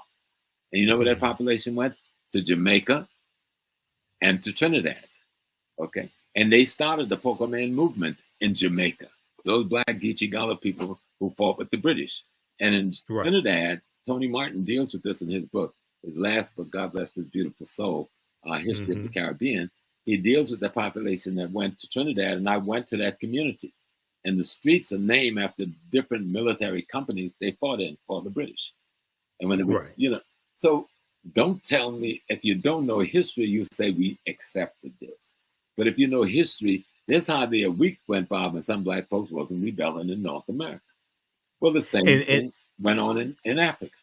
It wouldn't a day go by where somebody wasn't killing an enemy, escaping from slavery, leading an army against the enslavers, putting up defense against enslavement, and that's all across the continent of Africa. And here in the United States, especially, other ways that we rebelled against slavery, learning to read and write was a way of rebelling against slavery. Mm-hmm. And one of the things many of us did when we learned to read and write, we wrote our own freedom papers and ran away also. Because oftentimes the slave patrollers, a lot of them were illiterate. That patrolled the roads, things like that. So you can give them with a stamp on, and it was good to go. Yep, you can say this is your freedom paper. But you had resistance movement in Africa was extraordinary because Africans didn't view human beings as commodities. That's culturally out of sync. Our worldview didn't work like that. You can't view Africa through European lenses. Otherwise, you're not going to even understand what resistance is. To take a human being's name from them, that's tantamount to slitting somebody's throat. Right. You don't take a human being's name. Your name is your ancestral lineage tag. Takes you back to God. Right. And so if you just look at the African concept of being human, it didn't allow for chattel slavery to be a part of their consciousness. And even those who got involved in that selling people as commodity, like for that period in Dahomey and that period in Ashanti, and maybe some other places as well, one thing you will see for sure, they knew nothing about chattel slavery. They had not been on a ship coming to America. Not a single one of them owned the slave ship. All right? They didn't control the armies that was controlling the shores of Africa. These were all white foreigners with guns. They didn't own a single plantation in America or the Caribbean or Central South America. So let's stop giving ourselves excuses for why we can't look in the mirror and love ourselves. Because a lot, let me tell you what a lot of this is. This resistance is self-hate. Correct. Correct. And someone is trying to say, stop hating yourself, but hating me felt so good. So it's hard to stop. You know what I'm saying? So, and I'm saying, stop hating yourself. Take this tool. No, this movie is not perfect. It's not a panacea. It's not going to solve all of our problems about the slave trade or history. But guess what? You watch movies all the time and you enjoy them. And most of them are nonsensical. Most of them disrespectful to Black people. Disrespectful to things African and our spiritual system. And you enjoy them. This one fight to be the opposite of all of that. Go in and enjoy it. I guarantee you, you'll come back and call Brother Michael. So, Brother Michael, thank you, brother. Thank you, brother. Because I saw some Black technicians and some Black directors and some Black actors and actresses, and they put on a beautiful, fictitious performance inspired by the history of our people, about our women who were extraordinary warriors. And see, the thing is, these women were considered by the whole world that found out about them to be the most extraordinary of extraordinaries. Right. It ain't that they didn't exist. They exist. And the little piece of them that we see in this film that talk about their principles, their integrity, their dignity, their training, their devotion, their loyalty to their nation and their king, that's just a tiny bit of who they really were. Right. Because if we did not have these women, we would not have the woman who raised Jean-Jacques Dessalines, who was one of these women in Haiti to give us the Haitian Revolution victory. Yes. One of these women from the Dahomey army who raised Jean-Jacques Dessalines. And my sister, Ezele Danto, is trying to get a piece out here. She's calling it the Dadas. It's about some of these women. Yeah, I know her. And Danto, I know her. Yeah, she's an extraordinary sister. The Free Haiti movement is what she's ahead of. And these women, many of whom was a part of that fighting force, who've now been captured and sold into Haiti by the French. They've not gotten old, broken down, can't have sex no more, they can't be abused no more, they can't work in the field no more. So the Catholic Church takes them, according to Ezele Danto. These ladies, they call the Dadat, and they put them in a church lay organization to convert other young African enslaved women to Catholicism. But instead, these very ladies, these former warriors, trained the leadership that become the women leadership in the Haitian Revolution. Right. And many of the women they trained married the very generals we see as the heroes in the Haitian Revolution. This thing is bigger than you think it is, brothers and sisters. It's exactly. deeper than you think it is. Right. So study, if this movie does nothing else but make you pick up a book, grab a DVD and start studying, listening to Brother Carver, Dr. Jeffries, Dr. Clark, Dr. Jacob Rogers, Dr. Asa Hilliard, Dr. Amos Wilson, going back to my brother in England with When We Ruled. Robin Walker. Walker. I got his book right behind me, Robin Walker. And brilliant brother. See that we have an extraordinary history. We did not give up. Otherwise, we would still be in slavery. Right. We fought every single day from one end of Africa to the other, from one end of the Caribbean to the other, from one end of Central South America to the other, from one end of North America to the other. And we've transformed the white world. And what's so beautiful about Viola and her husband and that beautiful director and the others, they took the content and white intent and transformed white content to an African intent that made sense. They interpreted it in a way that they took the intent of someone else's content being the writing that was done. And all content has intent. Right. And so I'm just assuming, given history, what the intent might have been, even if it wasn't deliberate, just culturally. And I know these Black folks took that content and redirected that intent to give us a cinematic document that I think is rather extraordinary. Okay, we're going to come back to that point in just a second. I want to go to this clip here. This is an excerpt of the interview that Viola Davis did on Good Morning America, because this gets deeper into it, and she talks more about making the film. Before that, we don't want to forget the sisters. We mentioned a number of brothers that are scholars. So Sister Nubia Wardford from here in Detroit, Nubia Marinke, she's watching as well. She just saw the movie. You know, Sister Nubia, she just saw the movie. She had extraordinary production, but also sisters like ancestors like Dr. Francis Cress Wilson and Dr. Patricia Newton. You've got, we have Dr. Marimba Ani, okay, who wrote Yorugu, an African-centered critique of European cultural thought and behavior. We have sister teaches the Metal Netter. I know her. It'll come to me. Richetti, Dr. Richetti Amen. Yes. Yeah, Dr. Richetti Amen. So we have the sisters also, Dr. Talitha LaFloria, whose book is behind me, Dr. Danny Ramey Berry, Dr. Erica Armstrong Dunbar. So we have the sisters also. Oh, yeah. Okay, those watching, if you like this type of information, you can support the African History Network, $ the AHNShow through Cash App, $ the AHNShow through Cash App, and also through PayPal, paypal.me/the AHNShow. This helps us keep doing the research, stay on the air, keep broadcasting, and visit our website, theafricanhistorynetwork.com, theafricanhistorynetwork.com. We have the information there, and my online classes. You can support us there also. How can people support you, Professor Small? Well, always $ Cash App, Dr. James Small. Okay, I'm going to put that up here also. Yeah, but you're going to say something. Go ahead. Yeah, Sister Nubia, and how you doing, my beautiful sister, who's a heck of a historian. Yes, Palms archaeologist, doing research in Sudan, but the rest of us are even scared to go.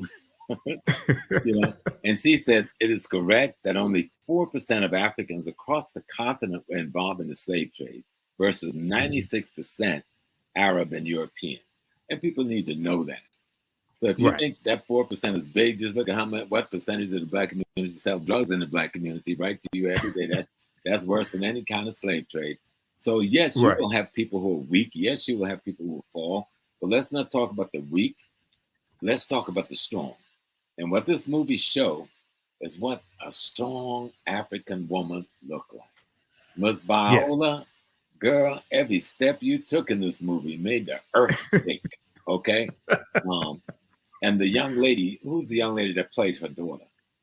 Mbedu Thesu, I think is her name. She's from South Africa. She's from South Africa. Yes. She was brilliant. And the sister who played her big sister who died and saving her life, she was brilliant with the way she brought this sisterhood concept, motherhood concept of adopting the orphan, bringing you into the family, taking care of you now. That piece that I grew up in on the plantation in South Carolina, that Africa, with so many of us grew up in Mississippi and Alabama and Arkansas and Louisiana and Texas. Let's stop forgetting, because we brought Africa right here with us and we behaved in a certain way. What made you think we behaved any differently at home? Right, exactly. It was Thusu Mbedu. She played Nawi. Viola Davis's daughter. Give us your Cash App again, so I can put it up here, Professor Small. What's your Cash App again? $ Dr. James Small. Okay, Dr. James Small. Uh-huh. Okay, we'll put that up here so you all can support Professor Small also. Okay, I want to go to I want to play a little excerpt of this interview. Viola Davis was on Good Morning America on September 13th, 2022, and let's go to this clip here. It's a movement. This is so much more than just a movie, and you even talked about it being so important to you, and just that zenith for you. That sort of magnum opus, I call it. Yeah. I think the same reaction that you have as an audience is the reason why I did the movie. First of all, it is a movie that's led by women. And it's a movie that's led by Black women. And it's a movie that's led by dark-skinned Black women. There is no white savior, you know, and it's women who are warriors, tapping into not only their physical strength, but also when you see the movie, they're humanized. And so, when have you seen that? I remember someone online said, I'm tired of seeing dark-skinned Black women as just strong and fighting and masculine. And I was like, when have you ever seen that? We do now. And what a cast you've put together to tell this story. Absolutely. Tuso Bedu, Lashana Lynch, Sheila Etim, you know, Adrienne Warren, who was in Tina Turner, you know, as well as Sia, Shioma, Jamie Lawson, women who are beyond brilliant, but also, I mean, women who are playing roles of Agojie warriors that literally, it could have been an action film. But when they walked in, you see people, you see humans. And I think that's what shifts. You bring out the best in people, because the critics are saying this cast, everyone in every single role, the best. Yes, absolutely.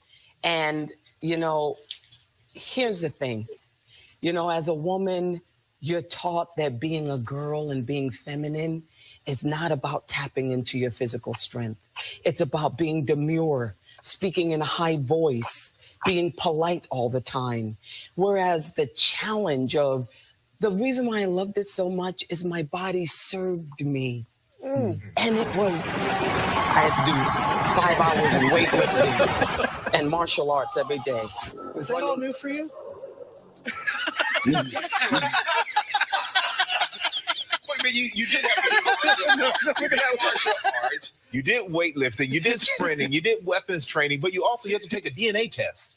DNA test, which I didn't want to see. I didn't want to see I'm lactose intolerant. I have a high rate of injury. I said I can't eat sugar. I mean, and I had to keep telling Gina, Prince-Bythewood, great director.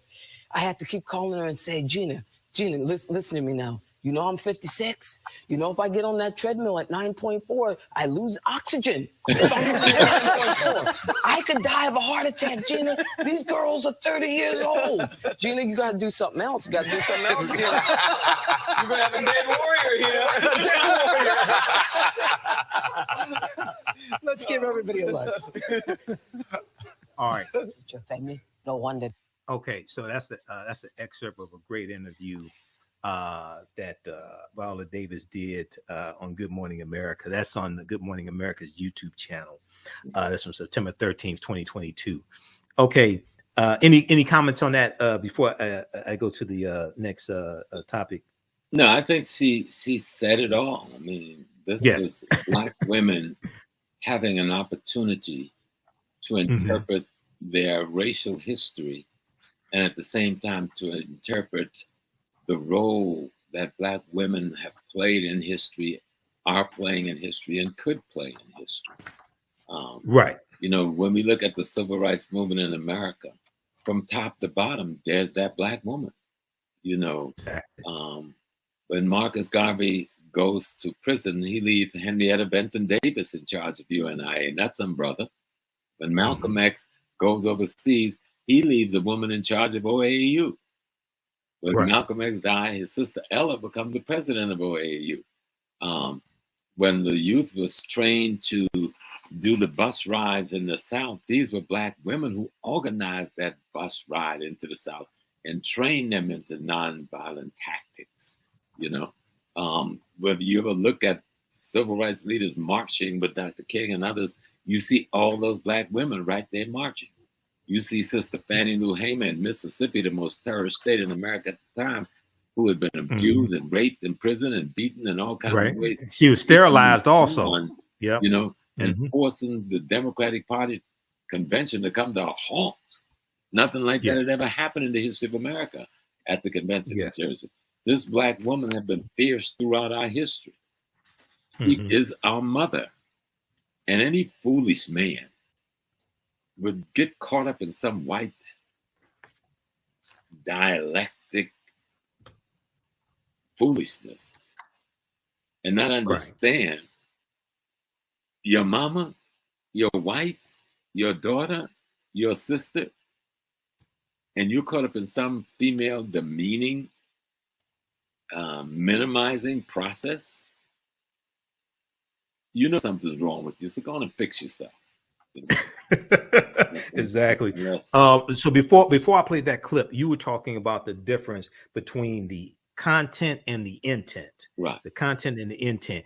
Talk about that, because we discussed that earlier today, and you're talking about the two white female writers, Maria Bello and the other one, their intent, and then what Viola Davis and her husband Julius Tennant were able to do.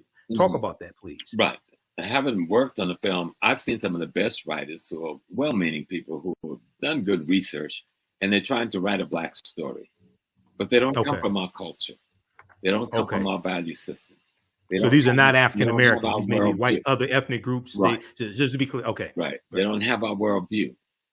Right. And they're trying to tell the story.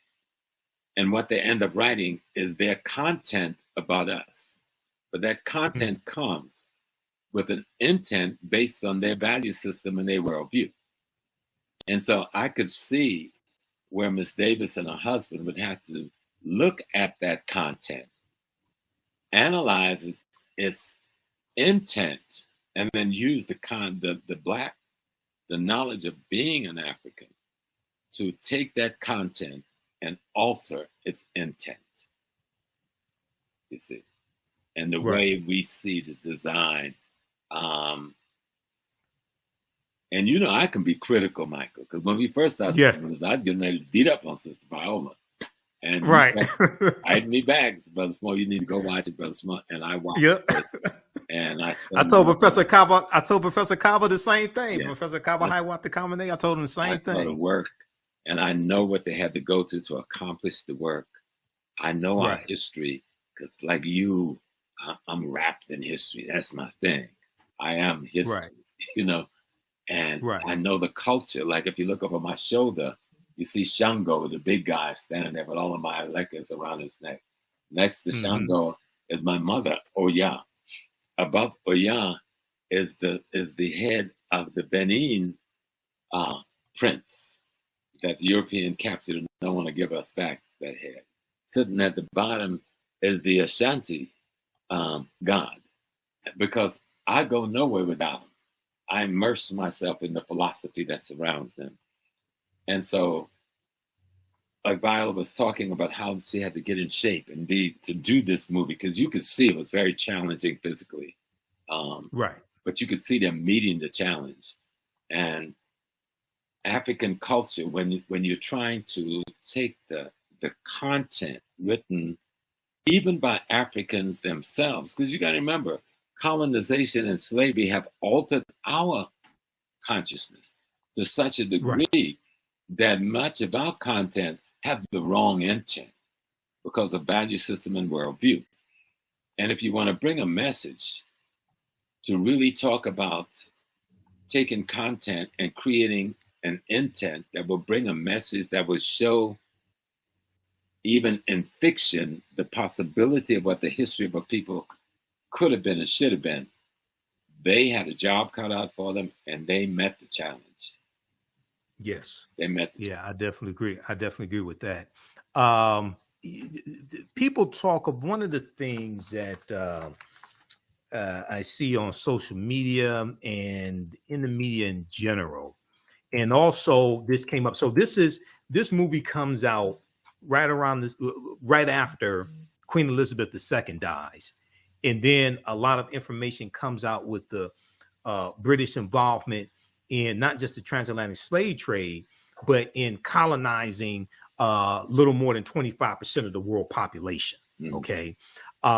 So some people say things like, well, the British abolished the international transatlantic slave trade in 1807, and Dahomey didn't want to abolish it, or the British did the right thing, or they try to make the British out to be saints or something like that. And it's like, wait a second, they got involved in 1562, okay, and they didn't.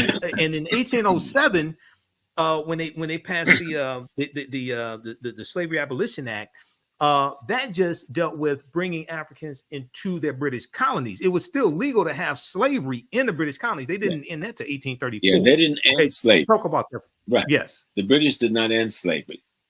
What the British did was to interrupt the competition. Slavery produced for Britain the beginning of the Industrial Revolution. But now those who had free labor was challenging the wealth of the Industrial Revolution. So Britain replaced its labor population with the Irish and the Scots who they were occupying, who they had colonized in the British Isles. People don't even go back there. The Irish and the Scots, this was their land. British people we call British people, these are Germans, Anglo and Saxons who invaded these people. All right? Right. And so now they realize in order to make the money, they had already made all the money, all of the wealth that undergirds the Industrial Revolution in Britain comes from the transatlantic slave trade. All of that. Right. They had no wealth before that of any significance. Okay. Right. And so now they had that wealth. They wanted to move in another direction in terms of wealth building and wealth creation. But that was being challenged by these other states who was getting the wealth from slavery, from the slave trade. So France, who was the competition, Denmark, who was the competition, Spain, a competition, Portugal and Germany. Britain had to find a way to minimize their ability to use wealth from the transatlantic slave trade to challenge British hegemony over the burgeoning Industrial Revolution. Do y'all hear what I'm saying? Yes. You get it? Okay? Yes. So they trade chattel slavery for wage slavery on the Irish and Scots. The Irish and the Scots. And then at the same time, they want to minimize the French developing their industrialization and minimize the Portuguese and Spanish developing their industrialization. But to do that, you've got to then do what they went out there with ships and said, and they only have 3 ships out there. 3 ships that can patrol the whole Atlantic Ocean. Give me a break, okay?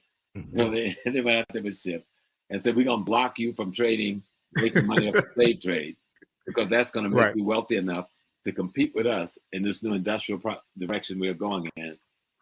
And we're going to say we're doing something for humanity.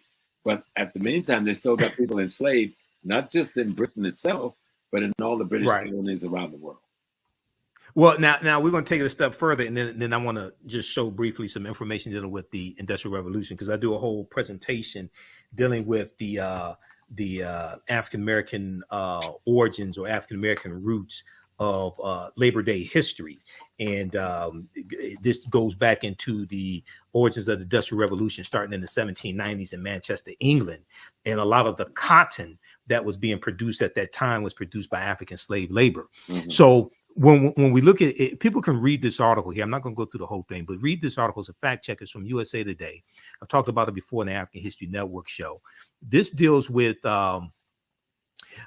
United Kingdom finished paying off debts to slave-owning families in 2015, which they did. They had to take out a loan to pay. Now, what happened was when they abolished, finally abolished slavery in 1834 in their colonies, Britain pays 46,000 British slave owners. They paid them reparations. It's about 19 million pounds. I don't know what that translates to in dollars. It was about 19 million pounds. Okay. And then they take out a loan to pay them. They just finished really paying off that loan and the interest, things like that in 2015. But this section here in the article, in total, about 3.5 million African people were transported to British colonies across the Americas and Caribbean, though only 2.75 million survived the harrowing Middle Passage in the confines of slave ships across the ocean. So you would think the way a lot of this stuff is floating around, Professor Small, you would think it was Dahomey that sold 3.1 million Africans. Right. The British get left off the hook. They get let off the hook. Mm-hmm. And that's why it's important for people to go watch this movie, because Dahomey is simply prototypical of African resistance. The movie. Mm-hmm. This could have happened anywhere in Africa because it did happen everywhere in Africa. Right. Let me say it again. This could have happened anywhere in Africa because this type of resistance happened everywhere in Africa. You know? Yes, the resistance happened everywhere in Africa, and then also a lot of African ethnic groups, nations were given an ultimatum by Europeans: either you provide us with African captives, or we're going to take you also. Because the Europeans are coming with the. They had a military presence stationed on the shore. That's what slave dungeons were. Slave dungeons were forts that housed their military with their cannons and their armament that they could come up with on any given day and wipe you out, which they did on many occasions. Right. So let's study the thing and understand it. I want my brothers and sisters, especially African Americans, stop being cowards about learning your history. Don't come tell me about the baseball game, the football game, and the basketball game, and who's got a girlfriend, who's got a boyfriend, what's this one stat, and what's this, and none of that takes any money home to your pocket. None of that transform your consciousness and allow you to be a better person so you can raise your children in a safer world. History does that for you. History gives you a worldview. History gives you a perspective on your daily reality. History tells you who your friends and enemy has been and who your friends and enemies are today. Instead of you looking at yourself and hating yourself, hate the person that destroyed the image of yourself while you're restoring that image to yourself. And this takes study, but you don't have to study hard. I've got at least 100 tapes on YouTube. Just go listen to Brother Small. Ain't gonna cost you nothing. You know what I'm saying? Go to Michael Imhotep's education channel. Tune into his classes. Tune into Baba Kaba's classes. Tune into Dr. Ma'at. See what blow you away. And you'll realize that people say, well, where do I go to get the history? Just turn on your computer. You don't have to turn on your computer. Turn on your cell phone. All of us is all over your cell phone. Okay. Well, this is one of the reasons why I created the African History Network in 2010 to provide that information. Absolutely. Very quickly here, and then we're going to wrap up. And I want you to let people know. I want you to give people your website and tell people about your courses coming up, anything like that as well. But very quickly, we talked about the Industrial Revolution. Now, this comes from the BBC. This is part of my presentation that I do dealing with the origins of the Labor Day holiday. This is from bbc.co.uk, and they have a lot of documentation on all this, the BBC. Slave trade and the British economy. British profits were made from exporting manufacturing goods to Africa and importing products of enslaved labor, such as sugar. Ports such as Glasgow, Bristol, and Liverpool, England, where the Beatles were from, and Liverpool prospered as a result of the slave trade. So they go through and they have all these charts and things like this, but there's a portion here dealing with cotton that I just want to focus in on, and I want to see if I can get to this. Okay, they talk about this. I can't. Let me see which page is this on. They have these slides here. Which one is this? Okay, this is 3. The role of the trade in navigation. And okay, this deals with manufacturing. So this one right here shows economic growth and the Industrial Revolution. Many historians describe the Industrial Revolution as a process rather than as an event.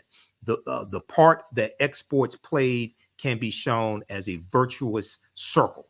So exports grow, industry grows, business owners invest and look for better machines. Machines get better, products get cheaper, exports grow. You have this cycle. They were trying to corner the market when they did this thing of blockading the slave trade. Because they were trying to corner the market and the Industrial Revolution development and did not want the competition from the French, the Germans, Spanish, and the others. But you can't do that unless you take away how they're making their money. You understand? They don't abolish slavery now. They said they're abolishing the slave trade. So they're interdicting these ships. But that is to knock the competition out of the game. And in the meantime, they take the African knowledge of how to make steel and become the premier steel makers in the world, right?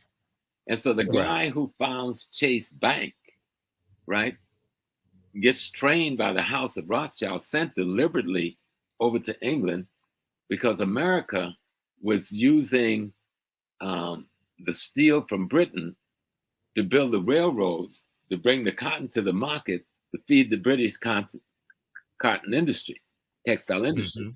And so this about, and then so what they began to do in America was, instead of, even though they were still bringing us in on ships and beating the blockade, they began to breed us over here. Right. Instead of after 1807, because the U.S. March 2nd, 1807, the U.S. Congress passes a bill to abolish the international transatlantic slave trade. The U.S. involved, but not abolish that goes slavery. into effect. No, I understand. Right. Trust me, I understand. That goes into effect January 1st, 1808. Yes. Okay. That's based upon Article 1, Section 9, Clause 1 of the U.S. Constitution that stipulated the earliest that the international transatlantic slave trade could be abolished was 1808. That means bringing Africans into this country to enslave them. So all the now here's the thing. They kept doing that is to knock out because America and Britain are partners in this. So they want to knock out the competition, the French, the Portuguese, the Spanish, the Brandenburgs, the Dutch. And by cutting that off from them, they're cutting off the supply. Right. They're cutting off the supply. And in America, where they had a large enough piece of territory and a large enough Black population, they could go into the breeding process. And that's what they did. Right. And what it did was it also increased the value of the African slaves that are already here, because you're cutting off the supply as well. Now, the other thing is, even though it was illegal after January 1st, 1808, they kept bringing Africans in. Right until the 1860s. Right up to the when the Clotilda comes in, So all the Africans, the one we know about, That's the last known slave ship we know about. And that was because of a bet. Timothy Mayer was the white wealthy businessman who made a bet that he can smuggle Africans into the country. But one of the points I want to make, all the Africans that were brought to this country from January 1st, 1808 through July of 1860, when the Clotilda comes in, all that was illegal based upon federal law. Right. Okay. So that helps to lay a legal foundation, not a moral foundation, but a legal foundation for reparations, because Europeans violated federal law. Also, there was a tax up to $10 paid for each African that was smuggled, that was brought to the country illegally as well. That's stipulated in the Constitution. Okay. Article 1, Section 9, Clause 1. Now, and when we look at the U.S. Supreme Court case of the Amistad, the United States versus the Amistad, those Africans win their freedom, Joseph St. Q and those other Africans on the Amistad slave ship, they win their freedom in the U.S. Supreme Court, because the U.S. Supreme Court rules that it violated international treaties for those Africans to be captured.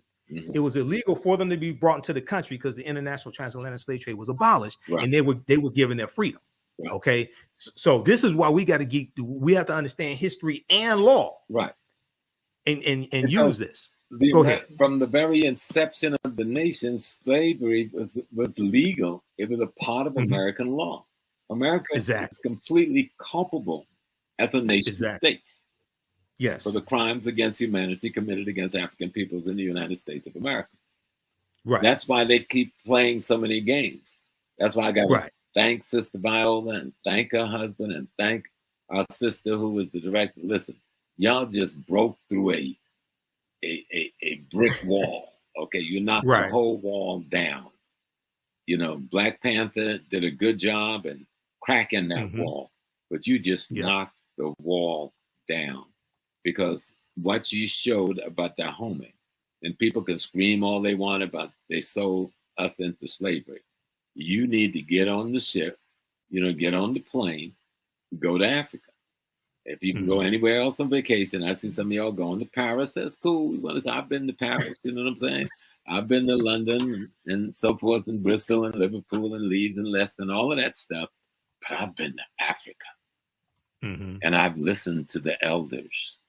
They still tell you the story of what they did. You can actually go to Benin, go to Dahomey, go to the very palace you see in the movie, and sit there, and the griots will tell you this history. Right.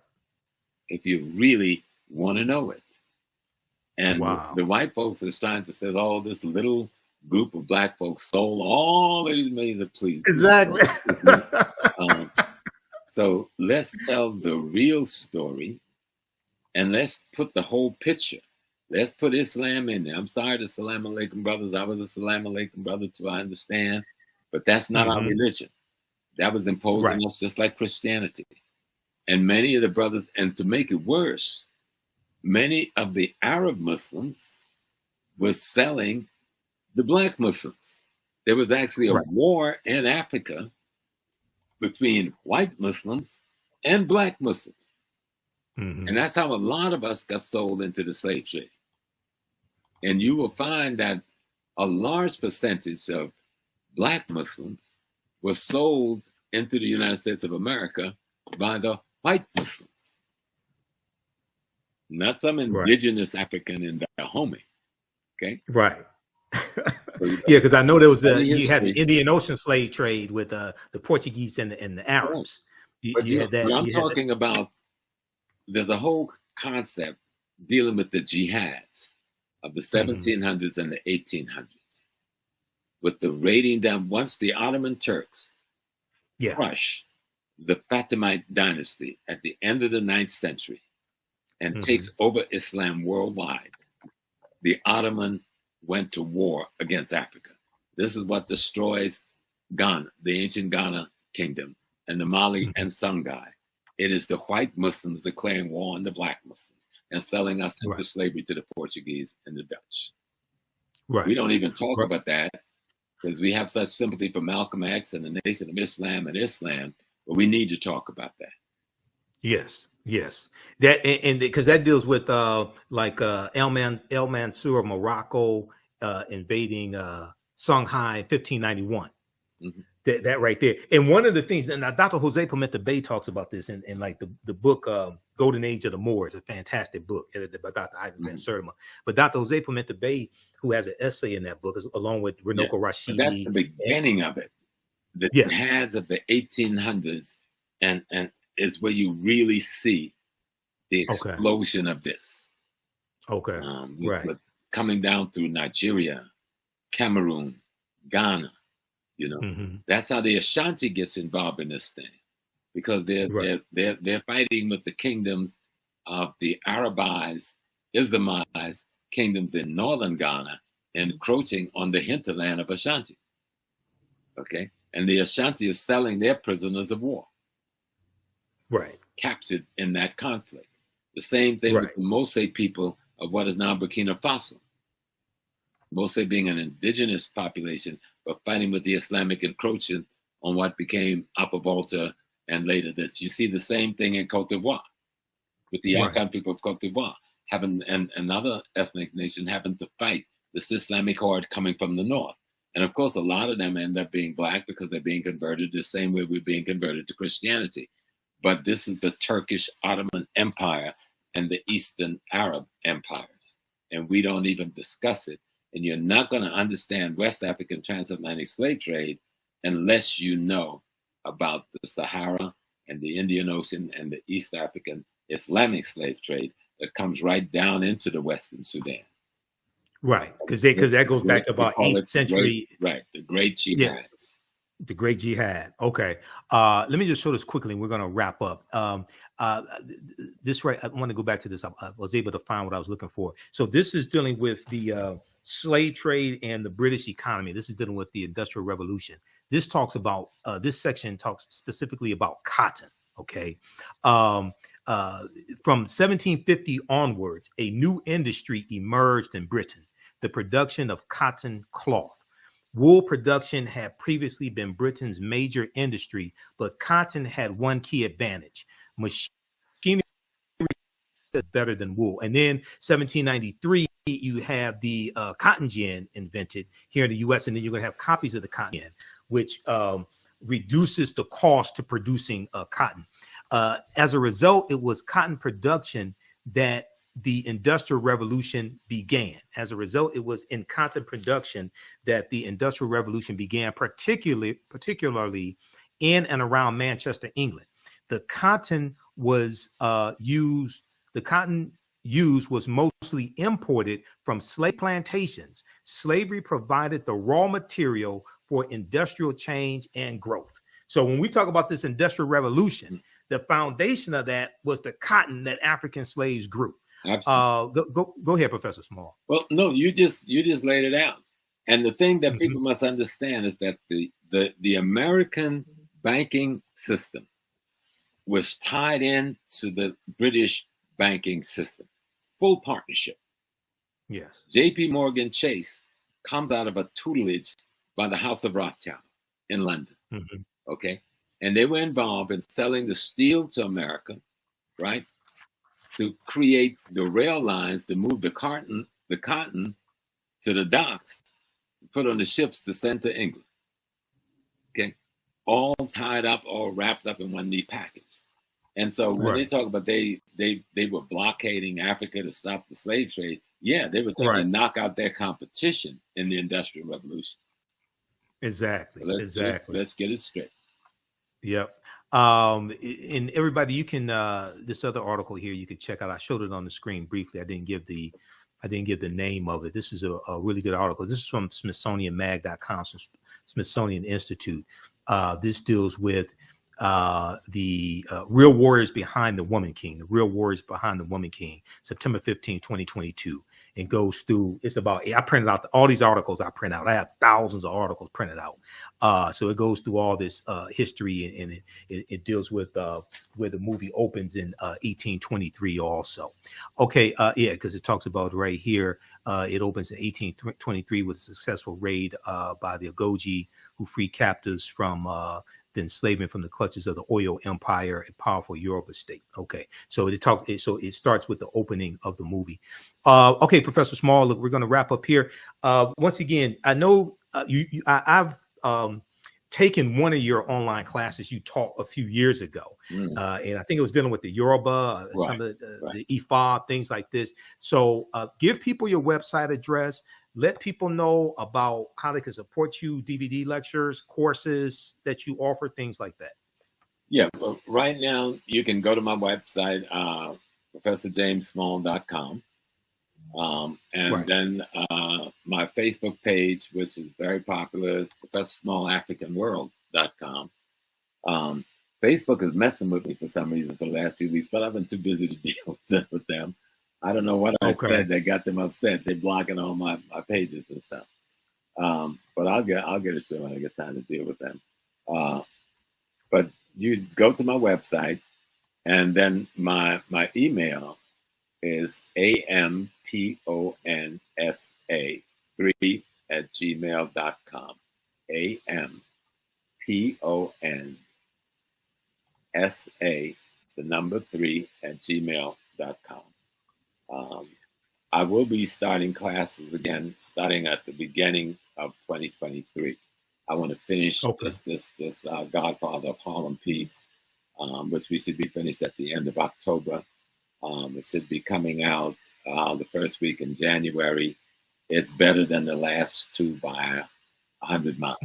You're gonna love it, right? Because we got more courage, we got braver.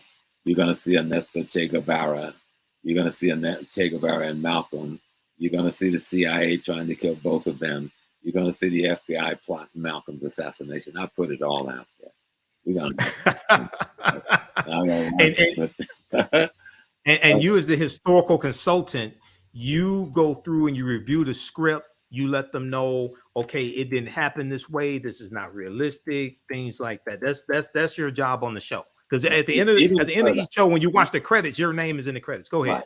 So I work with some brothers, Chris Brancato, who is the showrunner and the chief writer. I mean, beautiful guy, and Michael and Paul, who's a brother out in California.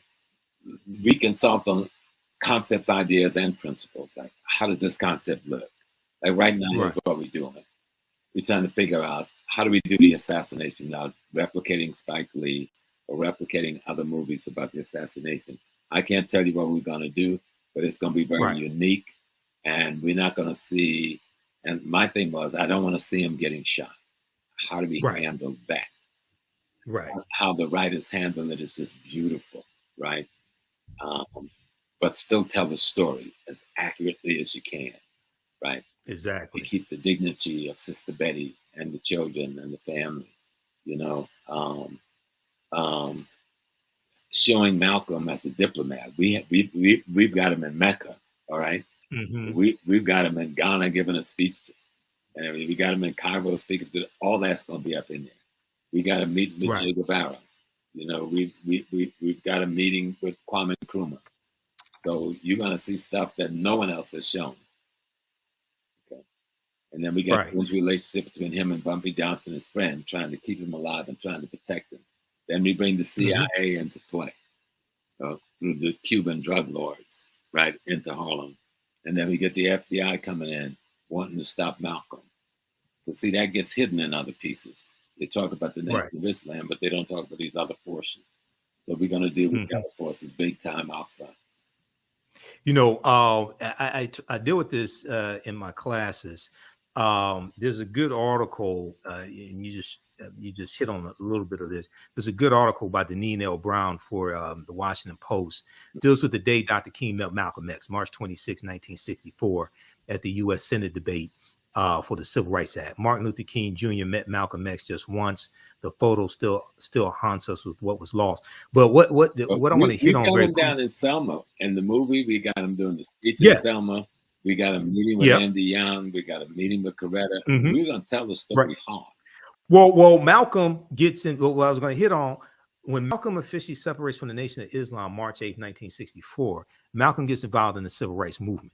Right. Okay. And that's a part of Malcolm's life that's not talked about a lot. You got to do some research to understand this. You can't just quote excerpts of Malcolm's speeches.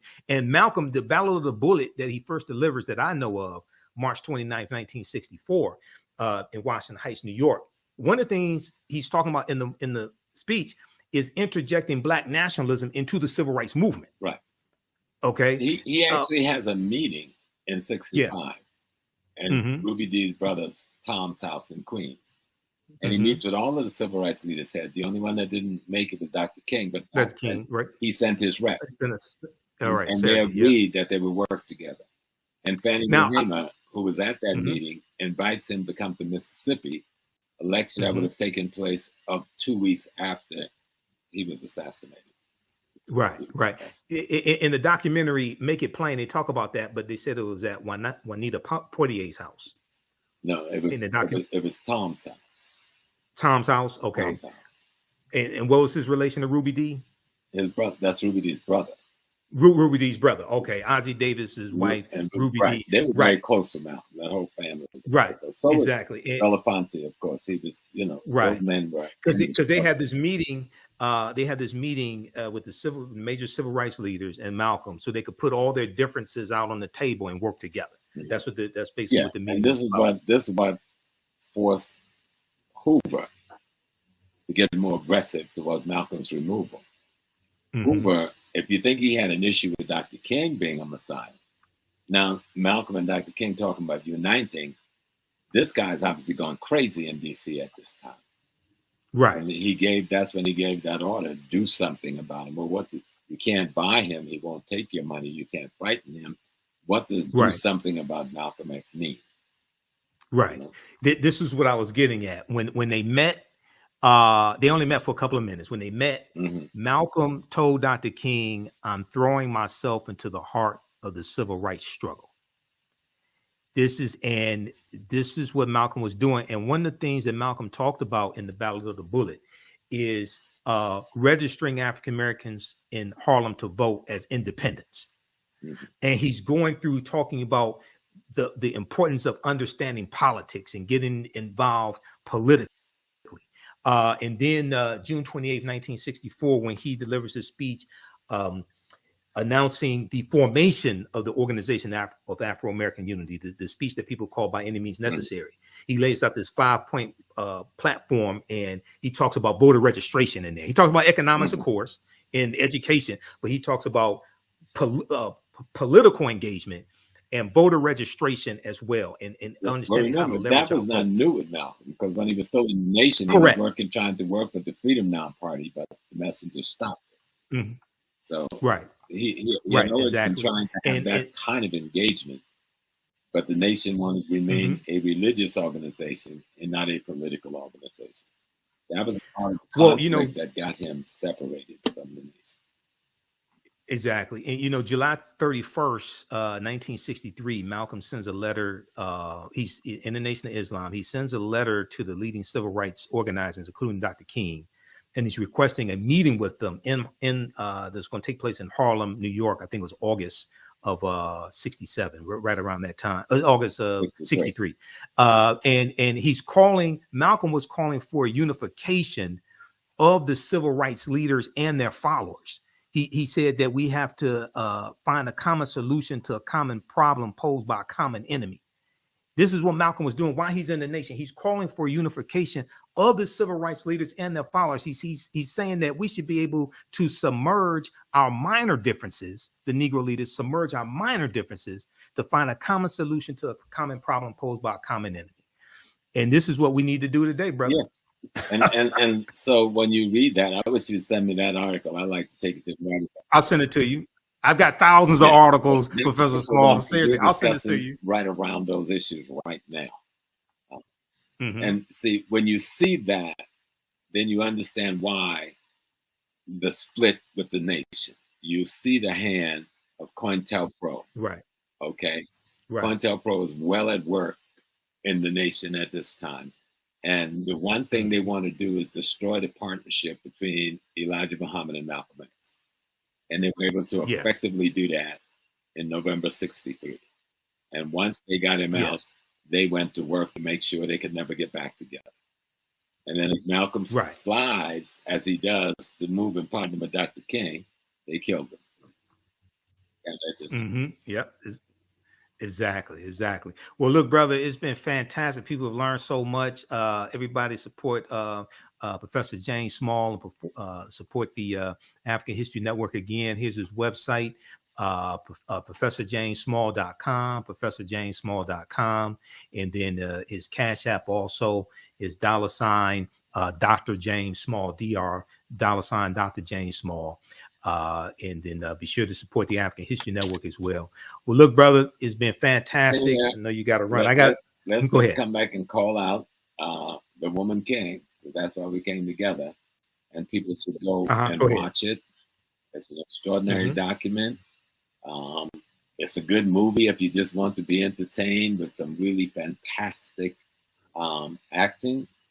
But if you want to have your African melanin stimulated, this will do it. I guarantee. Absolutely. You'll come away blown away by this movie. You'll come away wanting to learn more about African history and who you are.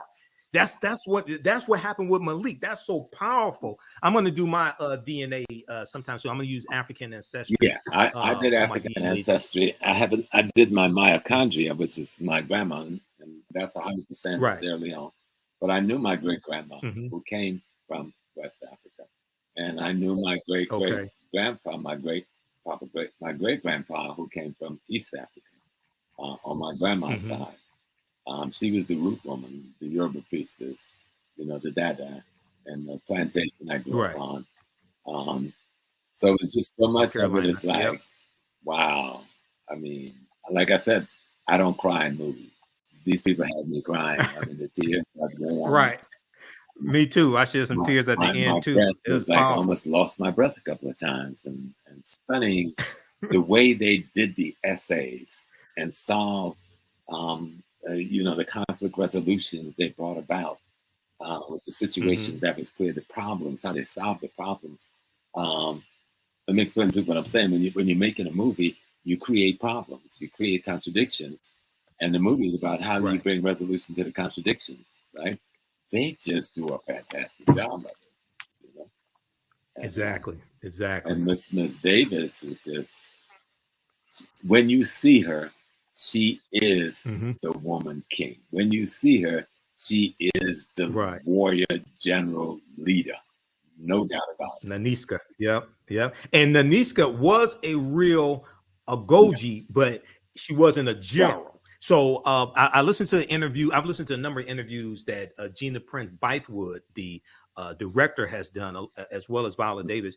And Gina Prince-Bythewood said that the character of Naniska was an amalgamation. Yeah. Well, it's a combination of different Agojie. Heroine and heroes, when you dealing with fictionalized history, it is an amalgamation of multiple characters. Right. And that's how you make it work. And they made it work because, like I said, this could have happened anywhere in Africa, and it did happen in multiple places in Africa.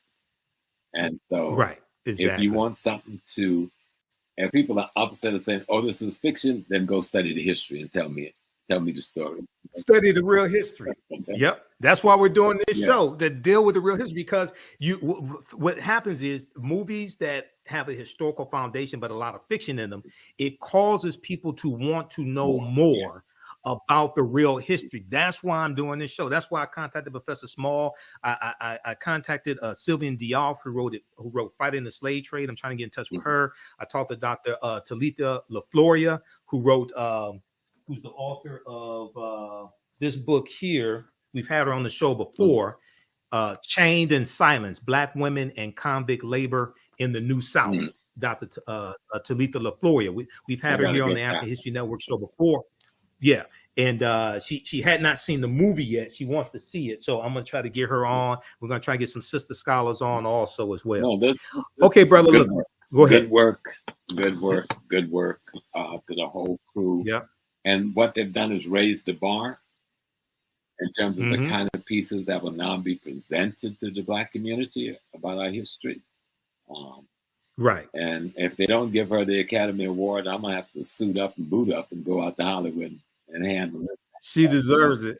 Absolutely. And director Gina Prince-Bythewood, she credits the success of the film Black Panther for opening the door for this movie to be funded. This has a $50 million budget. She credits the film Black Panther because Black Panther did $1.3 billion worldwide. Number one movie for 5 weeks in a row. She credits the success of that movie for being able to open the door for them to be able to do this movie. Okay, so that's powerful. Well, look, brother, I know you got to run. Man. So thanks for taking your time out of your busy schedule, man. We'll talk soon, and we'll talk about your classes. Okay, also, brother Michael. Thank you for inviting me. I always enjoy my time with you. Peace and blessings. Me too, brother. All right. Hotep. Peace, family. Okay, everybody. That was one of my teachers, Professor James Small, as well. Don't go away. We'll be here for a couple more minutes.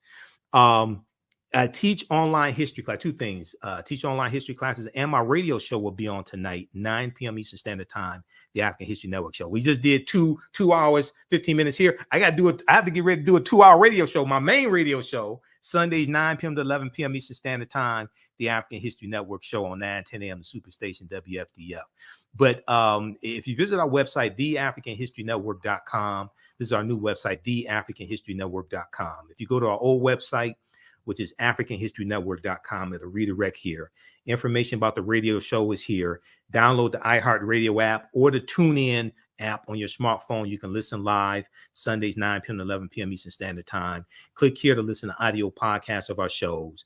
And also we broadcast on Facebook and YouTube when I'm on live. PayPal, Cash App information's here as well.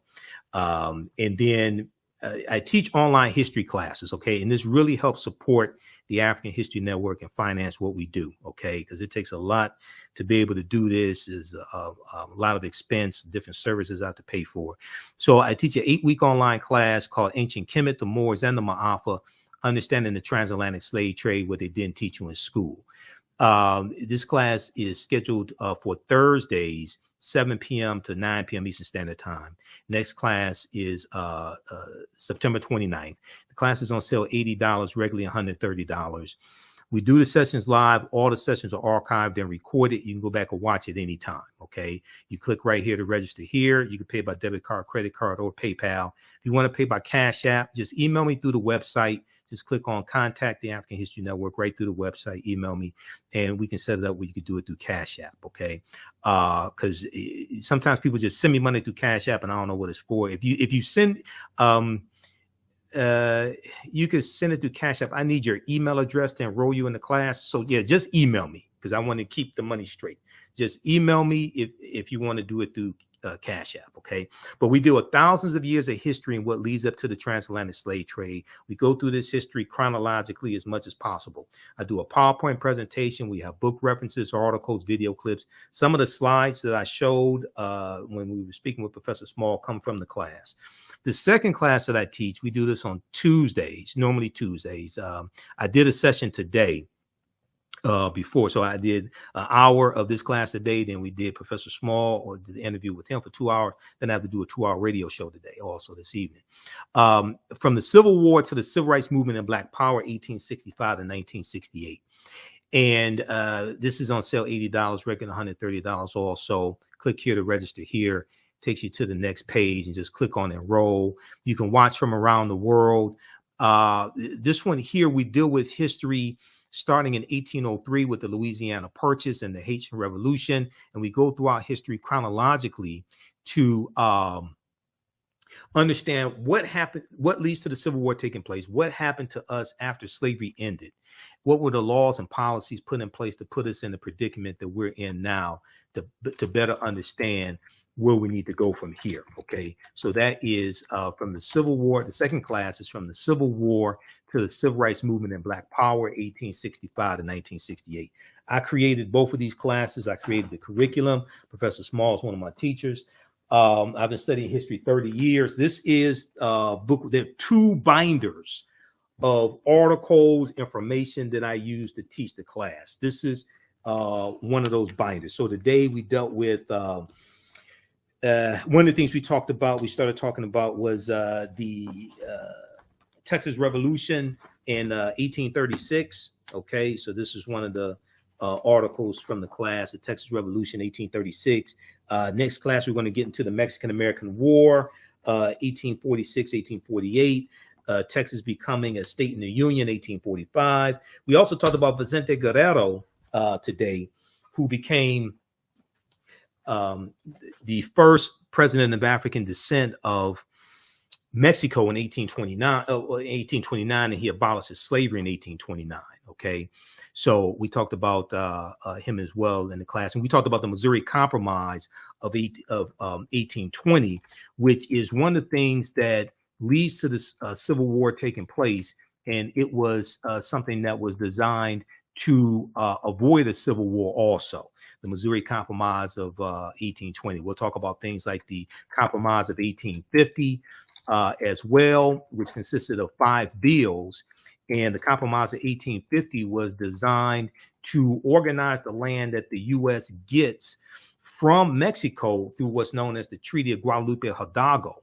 It's the Treaty of Guadalupe Hidalgo that ends the Mexican-American War in 1848. And the U.S. gets California, Arizona, New Mexico, Colorado, Utah, and Nevada from Mexico as a result of the Treaty of Guadalupe Hidalgo. They pay about $15 million for that. Mexico loses 1/3 of their territory. And then the Compromise of 1850 organizes that land that the U.S. gets from Mexico. But the 5th bill consists of 5 bills. The 5th bill was the Fugitive Slave Act of 1850, which intensifies the abolitionist movement, makes it more dangerous for runaway slaves to stay in the North. More of them are going to go into Canada. So this is a fantastic class. And we go through, we look at what leads to the Civil War taking place. We look at the Reconstruction era, 1865, 1877, Jim Crow era, World War I, World War II, Great Migration, 1915 and 1970, Civil Rights Movement, Black Power Movement. Okay, we have a bundle pack when you can register for both classes at a discount. You get both classes for $130. That's an over $300 value because there's going to be bonus lectures that you get from me in digital format that we're uploading also. So right here, we have the bundle pack of courses. You can click right here to register here for it. And if you've taken any of my online classes in the past, email me at TheAHNShow@TheAfricanHistoryNetwork.com, or just email me right through the website. Click on Contact the African History Network. TheAHNShow@TheAfricanHistoryNetwork.com, and you'll get a 50% discount on the bundle pack if you are a returning student. And I've been teaching these online classes going back to 2017. I created the course Ancient Kemet, the Moors, and the Ma'afa, Understanding the Transatlantic Slave Trade. There's a big binder that I use for that also that has a lot of the information in it. And this one here, with Civil War, Civil Rights Movement, and Black Power, I started teaching that, I think it was October 2021. Okay. All right. And we'll be on live tonight, the African History Network show. Thanks so much for joining us. Follow the African History Network, the AHN show. The African History Network on Facebook, Michael Imhotep on YouTube. You can support us through Cash App and PayPal. Some people don't get the notifications on Facebook, so check our fan page regularly. We appreciate this. Oh, also those 2 classes, you can use that information with your children. I forgot to tell you that. The classes, I would say, are PG-13. They're not overly graphic. I don't do a lot of cursing, things like that. Okay, so you can use that information with your children. You can watch from around the world also. Okay, and even after the course is over with, you still have full access to the class. So a year from now, 2 years from now, you can go back and watch the entire course. It doesn't expire. Your access to the class does not expire because the course is over with. All right. Okay, look, I got to get ready to do this 2-hour radio show. It's been a busy week, and I have a new work schedule and trying to get used to all that. So I talked to Professor Small. I said, look, let's do this. We'll do it today, and then I'll do my radio show tonight. We'll play excerpts of this interview on my show tonight. Okay. All right. Remember, right knowledge corrects wrong behavior. It's not over till we win. Wakanda forever. Thanks for tuning in. Greetings. Welcome to the 2022 Black Solidarity Cooperative Conference hosted by Repair Nations. We're looking to bring an all virtual conference to you this year with different cooperative action happening around the African diaspora. This is a theme conference, and the theme is I versus we, how to repair a nation. Around the theme, we're looking to offer an education around travel around the African diaspora, how to fund your cooperative, and also how to get into a collective versus an individual mindset of working together. This conference will be hosted on Saturday, October the 8th from 10 a.m. to 4 p.m. And we're looking for a $5 to $20 suggested donation, but no donation is required to come in. Please come out and support us on this day as we bring together different cooperatives and collectives with education. And we hope to see you at the 2022 Cooperative Solidarity Conference with Repair Nations. Hello, African History Network family. You've put it off for way too long. Now it's time to act for your family, your future, and the next generation. Get life insurance for that peace of mind and security for you and your loved ones. Build your financial foundations starting today. Your independent agent at Fortified Trust Life Brokers, with over a dozen strong A-rated life insurance companies to offer you the life protection you need when it comes to final expense, term life, whole life, mortgage protection, annuities, and more. They are currently licensed in Alabama, Georgia, and South Carolina. Don't let a pre-existing health condition hinder you from getting life insurance. You can get the affordable coverage you need today. Life insurance is only the beginning. Email them at Fortified Trust Life for a free fact sheet explaining the 5 basic building blocks for a strong financial foundation. It's their gift to you to help you fortify your future. Email them at fortifytl828@yahoo.com or call them at 706-339-5096 and leave a message. Fortify your future today.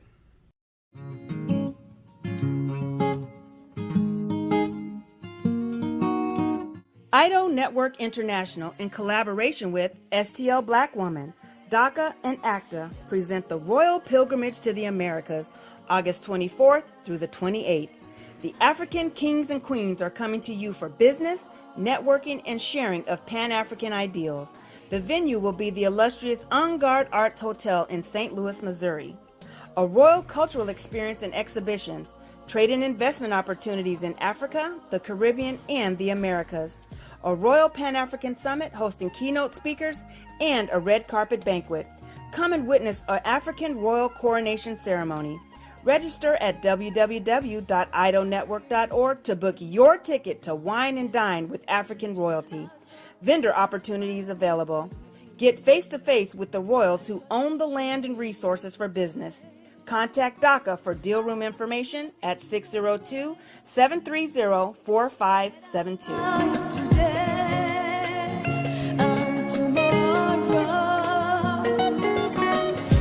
The work that I do is larger than the fashion industry. It's larger than the art world. And I believe that I was born to bring newness into this world. I'm Kaima McIntyre. I'm 24 years old and I'm an artist. I create everything from paintings to jewelry design, metaphysical jewelry to be specific, and fashion design. The only reason why my prom dress went viral is because people needed it. Within a few days of going viral, Notori Naughton reached out to me and she's like, I saw your dress, can you make me a dress? I was equally as shocked to be asked by a celebrity to design their dress at the age of 17. That's just one person, and the list just continues to go on, to Janet Jackson, to Tyra Banks. It really hits home. That means that the discussion is happening on the grounds in real time. iRedify is a Black-owned digital platform that showcases Black and Brown cultures and people. The books on the platform are written by African American authors, Afro-Caribbean authors, African authors, and so much more. Kids 14 and under can read ebooks, listen to audiobooks, and complete learning activities. Kids can even write in the books digitally. Get unlimited access to everything on the platform for only $8.99 a month at iRedify.com. Sign up for your membership today.